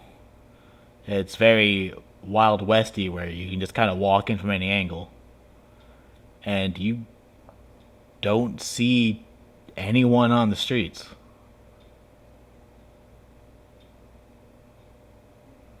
At least not right now. Everyone make a perception check. I don't make perception shit. I'll do it. 16. 19. 18. Okay, so as you make your approach from the southern side of the village, since you're heading north, you can see you start to see a feel of this smaller village where it's built, like I said, very Wild Westy-esque in that like classic T shape where it's one long road going straight into town and then a large building and it splits left and right, and that's pretty much the entire town. And as you start to approach it, the caravan actually stops as they're not sure why there isn't anyone around. And that's when you notice that there actually looks to be quite a large amount of people just kind of crowding the main town hall tavern-esque building all the way to the north. Huh. Wonder what that's about. Let's find out. Tell the merchants to stay here. Okay. The two guards that accompany the leader also stay back, as someone needs to protect. And they wait for you. Approach. As you walk up, you start hitting that stench of, like, rot and decay. And you start seeing kind of in the alleyways that there's some movement, but it seems to be slow and lumbering. But no specific threat as of yet. And as you end up approaching this building, which is like a full-on saloon, like it's a large building, seems to be multi-personal, what's the word? Multi-purposable. Seems to be many different kinds of businesses run out of this, including the saloon slash tavern part. It is fully mobbed with a, I guess, medium-sized horde of zombies. But oddly enough, they don't seem hostile to you. Ah, these must be player zombies. Maybe. Think of the NPC, it's like the zombie town that got the plague that you gotta somehow find a cure for or something. What do you guys do? I mean, how far away from them are we when we could see them? Probably about 60 feet. And the townspeople are around the building in front of Yeah. the building? Okay. Start going to townspeople. Where's Mark? The townspeople. So you walk up to the nearest townspeople. You very quickly realize it's a zombie. It does not respond to "Where's Mark?" But also, oddly enough, does not attack you. Okay. So what are they crowding around the building? Yeah, they're crowding around the building. Kind of just shambling about. Waiting. Waiting? Weird.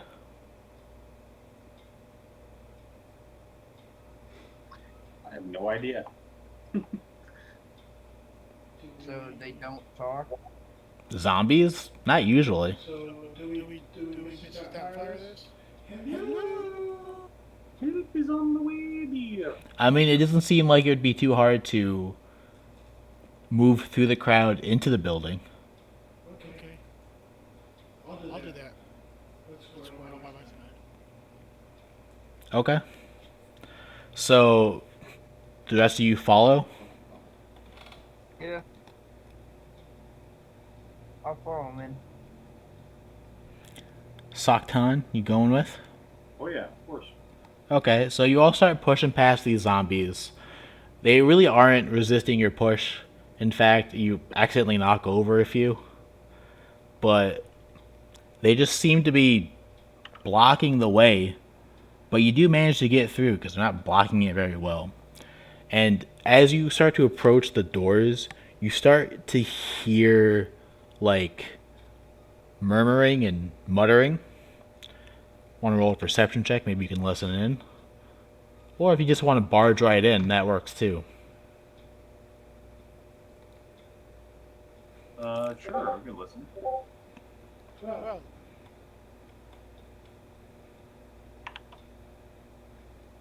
21. Okay, so Saktan, you manage to get your ear towards the door and you start hearing a couple of voices. One of them starts with, "Come on, Greg, you gotta hurry up. We're spending way too much time here. We don't have forever." He's like, "Come on, you didn't let me buy extra lockpicks. This is gonna take a while." And you kind of hear a third voice just like, "La la la la la la," and you're not quite sure what's going on. But you keep hearing like, "Come on, we have to hurry. They're going to be here to pick us up soon. We can't dilly dally. Like you gotta hurry up. Like you got maybe an hour tops." What do you guys do? I say out loud. You have less than that, boys. They immediately go quiet and they look around. You guys are still outside. I say, just kidding. We heard there's some necromancer around here killing a bunch of people. Just wanted to see if we could join in on the fun. Who's in here? Come on, Greg, let us in. I mean, doors open. you hear the one that was called Greg before respond. Come on, Greg. Who's out there? Who are you guys? Come out and look. No, why don't you guys come in here? Got names above our heads. Okay, that sounds great. Why don't you guys come out here? Or You come in scared? here. Why are you scared? Uh, who are you guys? Exactly. Come find out. You said you heard about some necromancers? Yeah. Yeah, that can't be good. Why don't you come in and we can have a chat? Why don't you come out and we can have a chat? Yeah, we're not going out there. Why not? You afraid of a little couple of zombies? Oh no, trust me, we ain't afraid of them. What are you afraid of then? What are you afraid of? Exactly. Yeah. We don't know your intentions. We're obviously talking or it would have come in and attacked you already. Okay, who are you guys with? Ourselves? Any guild? Any group? No. Come on. We're just No? Okay. And you said you heard about some necromancers? That's right. Like, got a quest? Yup. Oh. Well, that ain't good. Well, look. Good. Look, if you want to come in and have a chat, you can come in. But, Well, we're having a chat pretty good from here, I guess. Well, let's say this. If we're going to come in, and if we see any weapons, we're just going to start killing. alright, that's easy enough. But make sure you have weapons. Yeah, no problem. Okay, go for it. Roll insight.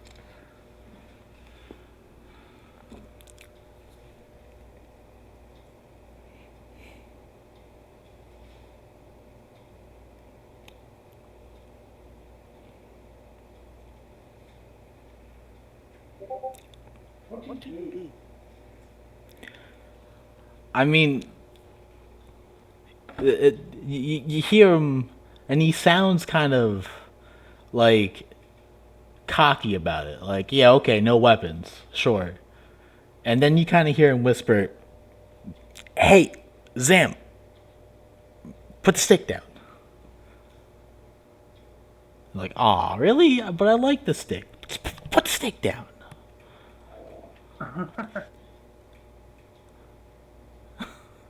Okay, you want to open that door? Sure. I cut through the door with the lightsaber. They immediately go, yo, you said no weapons. What the fuck is this? This is a door opener. Hello? And I put it away. He said, you guys don't have any weapons. Look, we don't need weapons. Alright, whatever. You cut the door open, sure. Don't. Who cares about the door? Exactly. Fun. Okay, you go in. What's up? What are you guys doing in here?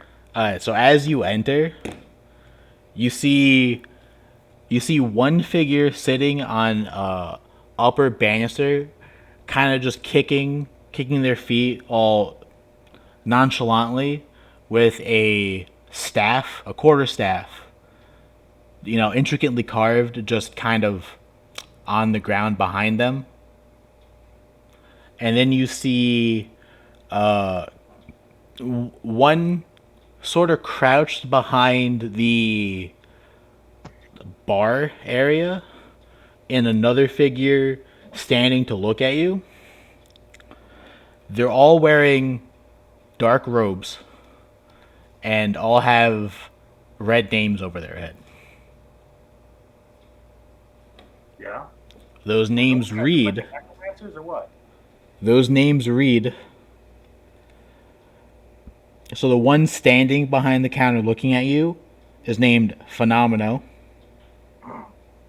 The one crouched behind is named Gregly78. Auto-generated name. And the one on the banister is named Zambii, spelled Zambii.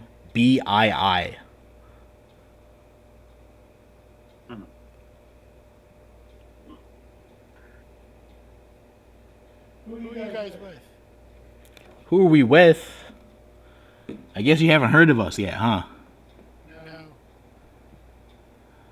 No. We are with. Let's see, where do I have it?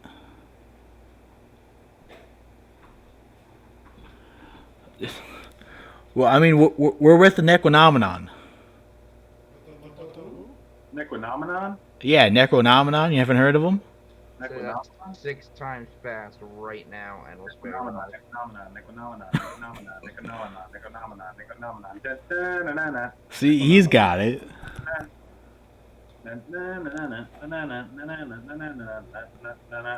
You guys really haven't heard of it? The Gabadan. We're one of those what you'd call gimmick guilds. It's just we kind of have a goal in mind where we go out, we try to get large groups of undead under our control, and we have plans to create this. You might have heard of it. This large like arena that's going to be in orbit over the waste planet, where other players can come and like partake in challenges we're going to host. But I mean, the part of doing that is we need to like actually go out and get the undead ourselves. So why do you guys have red names? You mean us? Yeah. You guys also have red names for us. Ah. I guess we're in a PvP zone. Not quite. Normally this isn't a PvP zone, but sometimes, depending on your reputations, NPCs can put out kill quests on players. Oh, that's right. We're the good guys and you're the bad guys here. Is that what it is? Well, I mean, we could see it as we're the good guys and you're the bad guys. Oh, come now. You guys are the stereotypical guild. I mean, look, we're trying to make something cool for players to like compete in at some point. We still got a lot of work to do, but It does sound pretty cool. I mean, why shouldn't we just take you guys now and go collect on the quest? You guys got any cool items you want to just hook us up with, and we'll just go on our merry way? I mean, here we'll tell you what. If you're willing to leave us alone, we can. Greg, what do you think? And Greg pipes up with, Greg, I mean, I guess we can give him the box. Yeah, sure, we'll give him the box. You can have this box behind here we've been trying to break into. give us that box. That's actually for one of our other quests. You don't even have that quest, do you? Oh, you have a quest for this box too? Yeah, but we actually know what to do with it. Yeah, sure. Just leave us alone, and we'll be out of your hair. All right, well, throw the box over here. Sure. Come on, Greg, hand it over. And he's like, come on, are we really doing this? Are we really giving the box? Like, we don't know what could be in there. It's like, using your lockpicks on this shit, do you? I mean, we would. Greg pipes up was like, I would love to be wasting time using lockpicks on this. I don't have any. Get back to your zombie shit, which sounds awesome, by the way, and we'll be back in a few levels to join the arena, I'm sure. But for now, hook us up. Give us a box. Really, Phenomena? We doing this? Like, yes, come on, we're doing this. We don't want to get into a PvP fight now. Just gonna waste all our zombies. We need to keep them alive. That's Zambi's staff. Don't mess with her. She's just chilling up there. She doesn't know what she's doing. And she's like, "Oh, my staff? It's a nice staff." It is. I want it. What kind of characters? So they're all necromancers, right? They're all black robed. I mean, you can't quite tell what classes they are. Are you guys actually all necromancers, or like, I mean, if you're really curious, me, Phenomeno, I'm a necromancy wizard. School of necromancy. Most of the zombies outside are mine. Gregley over here, he's a death domain cleric. Fair bit of them are his too. And Zambi over there, she's what's your class again, Zambi? And she's like, I'm a druid. It's like, oh, shit. Yeah, that one. Yeah, no one really plays that one. I don't know why. It's weird as fuck. I mean, I guess. I mean, you can raise dead, so it's good enough for us. All right, give us the box. Come on, just toss it over here so I don't have to get all Sith on your ass. All right, come on, Gregley, pass it over. It's like, fine. And they toss you the box. Okay, I'm immediately reporting them for harassment and or outside threat. Oh no, he's reporting them to the fucking admin. Oh no. Okay, so you take the time to click on each of their name and you write a player report, and nothing happens immediately. Yeah, it's like 2 weeks. They're gonna get muted and they won't be able to talk to anyone. Outside gambling. They might be banned too. All right, Maybe. guys. Well, you guys have fun and don't kill too many farmers now, all right? I mean, that's kind of our stick. Just saying. Just think about it. You gotta be careful. You gotta spread the love. Also, just out of curiosity, how did you guys get a quest to come kill us? We rule, all right? Just think about it that way. I mean, we do our best not to leave any witnesses. Did we miss someone? Yeah, you guys gotta read the tutorial. I walk out. What do you mean? I leave the building. With the stuff. Let's go, guys. Leave these noobs. Read the tutorial. Leave. So is there any way to burn this building down while they're inside? I mean, you can try. Oh man. If only we had Fireball, right?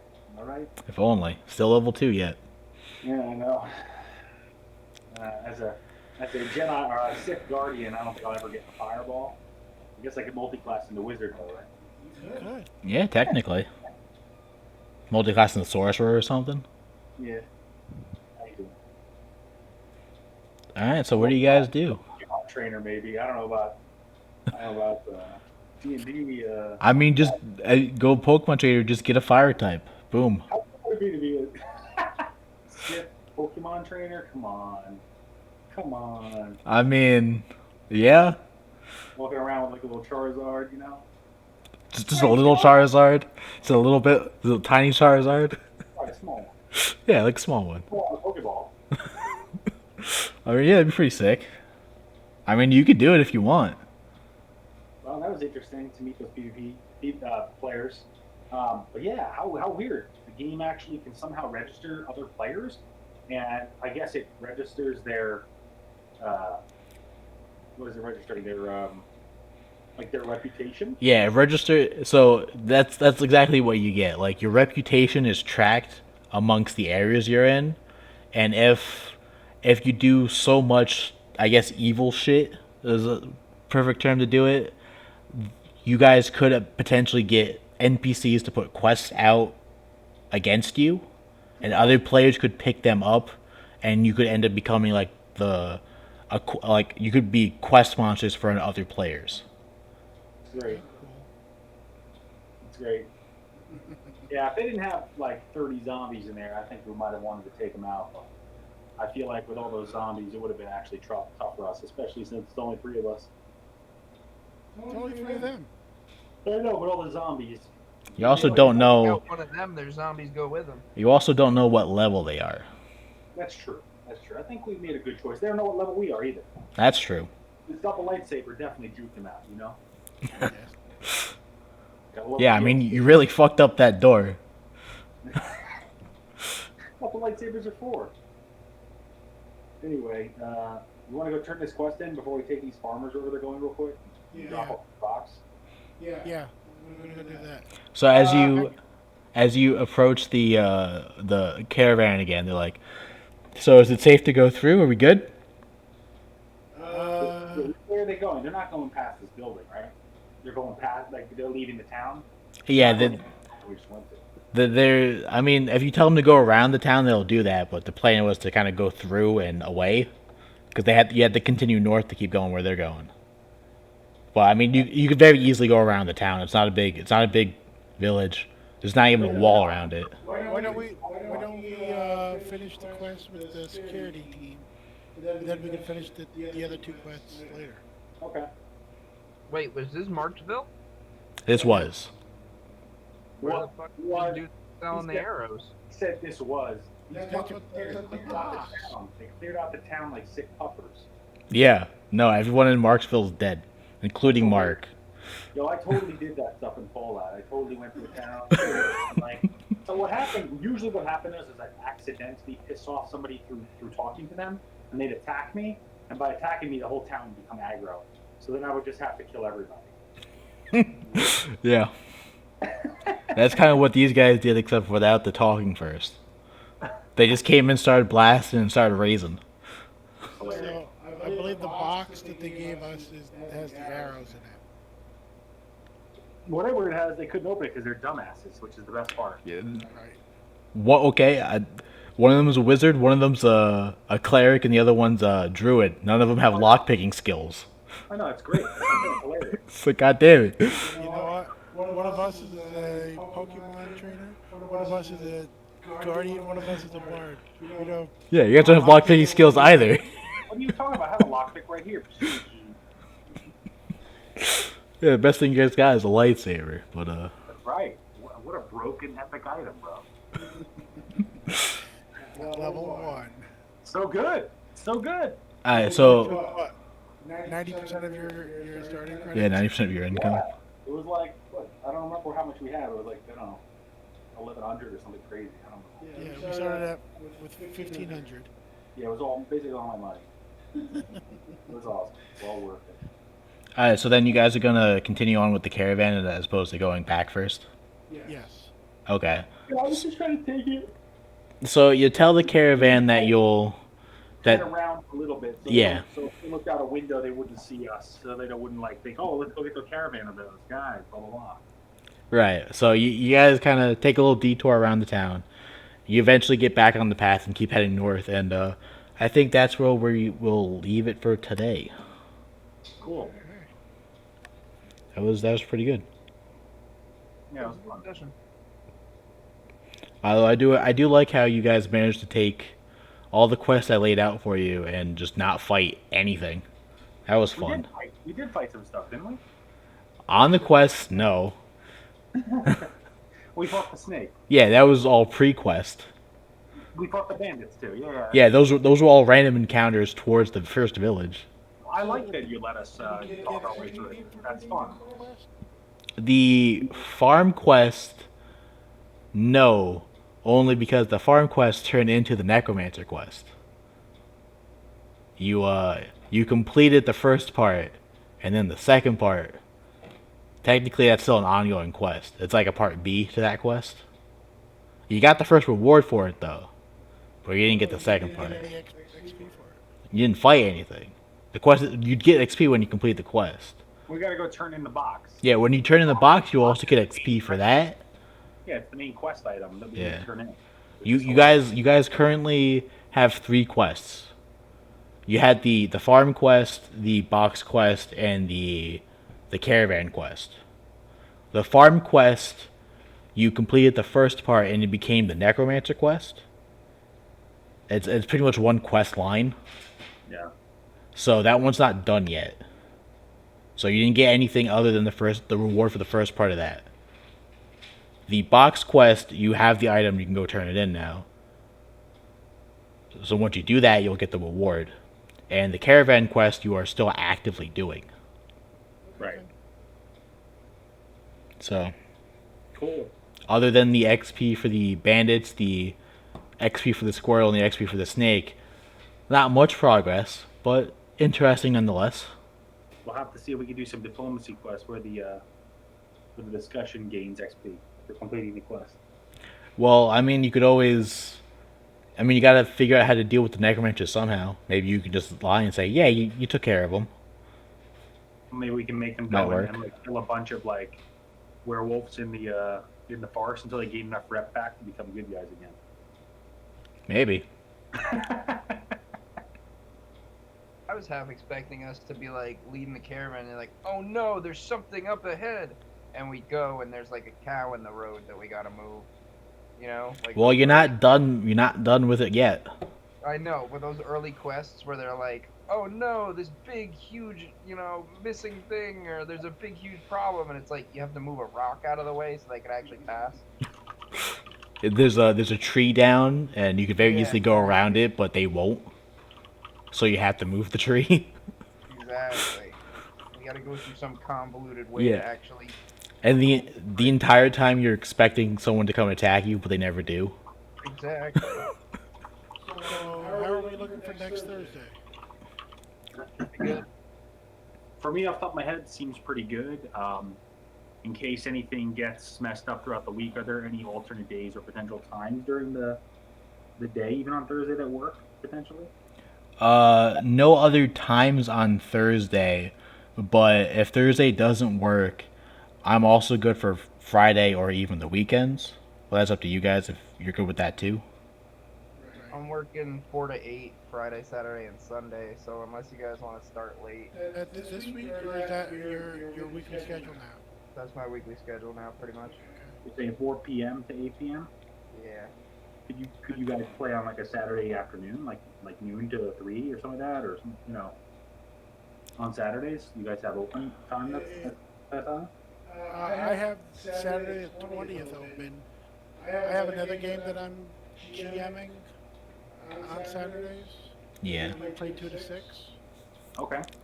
So I could do a Saturday night, 7 to whatever. Well, I guess in that case, an 8 to whatever, since Zach's working.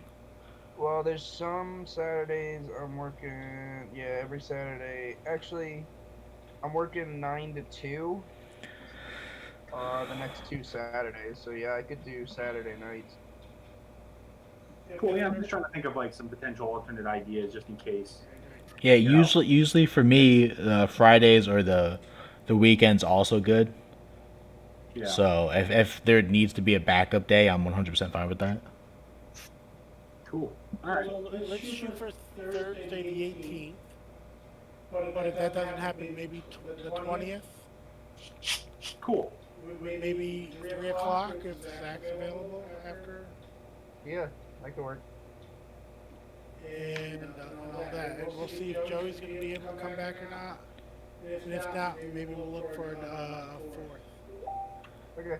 Maybe you want to ask, you think Kim will be up for it? And she would probably like to play. You think she'll be able to rest? I mean, Before she gets back to work, the problem is when she goes back to work, she'll probably be working on some Thursdays. That's the only problem. But I have to see what her schedule is going to be. Maybe she'll be out in time. But sometimes she works till like 8 or 9, which is crazy. okay. And Saturdays she's always busy. Yeah, usually. I've been running a game on Friday, and that's on and off. But, I end up working late sometimes on Thursdays myself as well. Right. So that's why Thursday is sometimes wonky for me. Okay. But I'm usually free during the day on Saturdays and Sundays and whatnot too. Sunday would probably be good for Kim too, potentially, because she's usually always off Sunday. Sundays are usually best for me because I don't have anything planned for Sunday. What about everybody else? I don't have Sunday games, so. Yeah, but by the way, Colin, I really think this is a good idea for a game. And like, as I'm playing it, I'm like trying to think of how we could actually make this into a book Oh yeah. without trying to tie the other systems in that are obviously quote unquote unlicensed fan works. Right. I mean, there's a lot of stuff. A lot of stuff is gonna be like inspired by things. Well, I was thinking you can almost knock off the knockoff, so to speak, where you do, fake Jedi and stuff, Yeah. and you reference, hey, this is inspired by sci-fi works. But I mean, obviously you can exclude the Pokemon. They're just there to be funny. Pokemon, you could just call them monster trainers, right? Yeah. True. You call them monster trainers and say, here's some examples of monsters we came up with, but if you can think of any out there that you might want to use, wink, feel free. I mean, Here's examples of how the abilities work.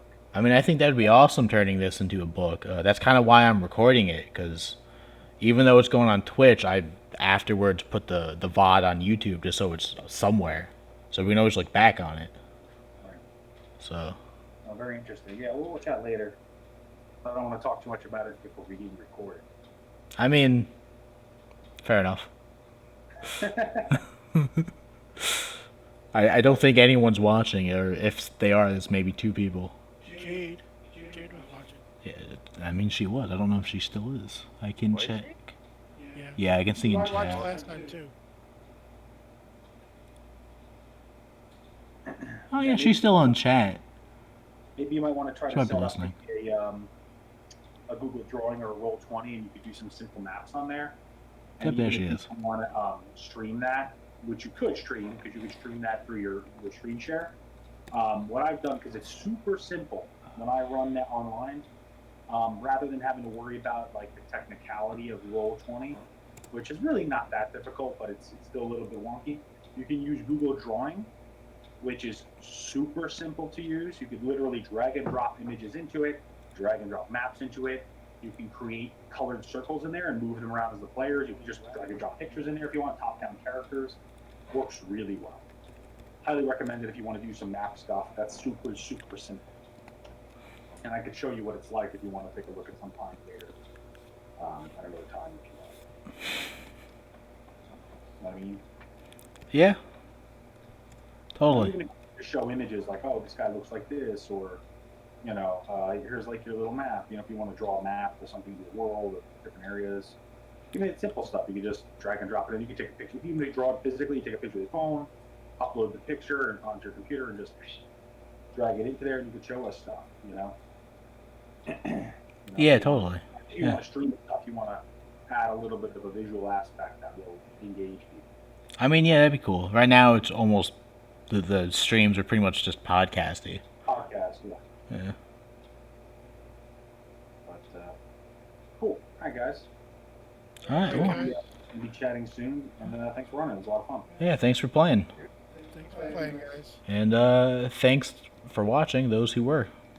I guess I should say listening, but we get the point. And then I guess we'll see you guys hopefully next Thursday. Yep.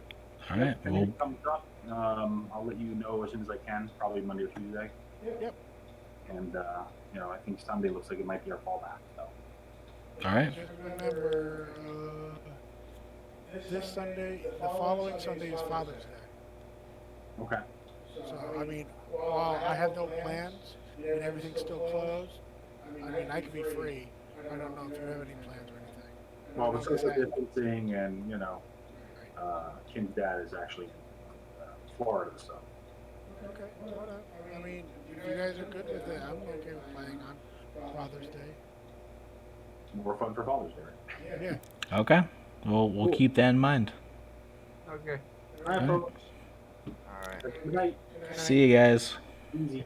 Y'all later.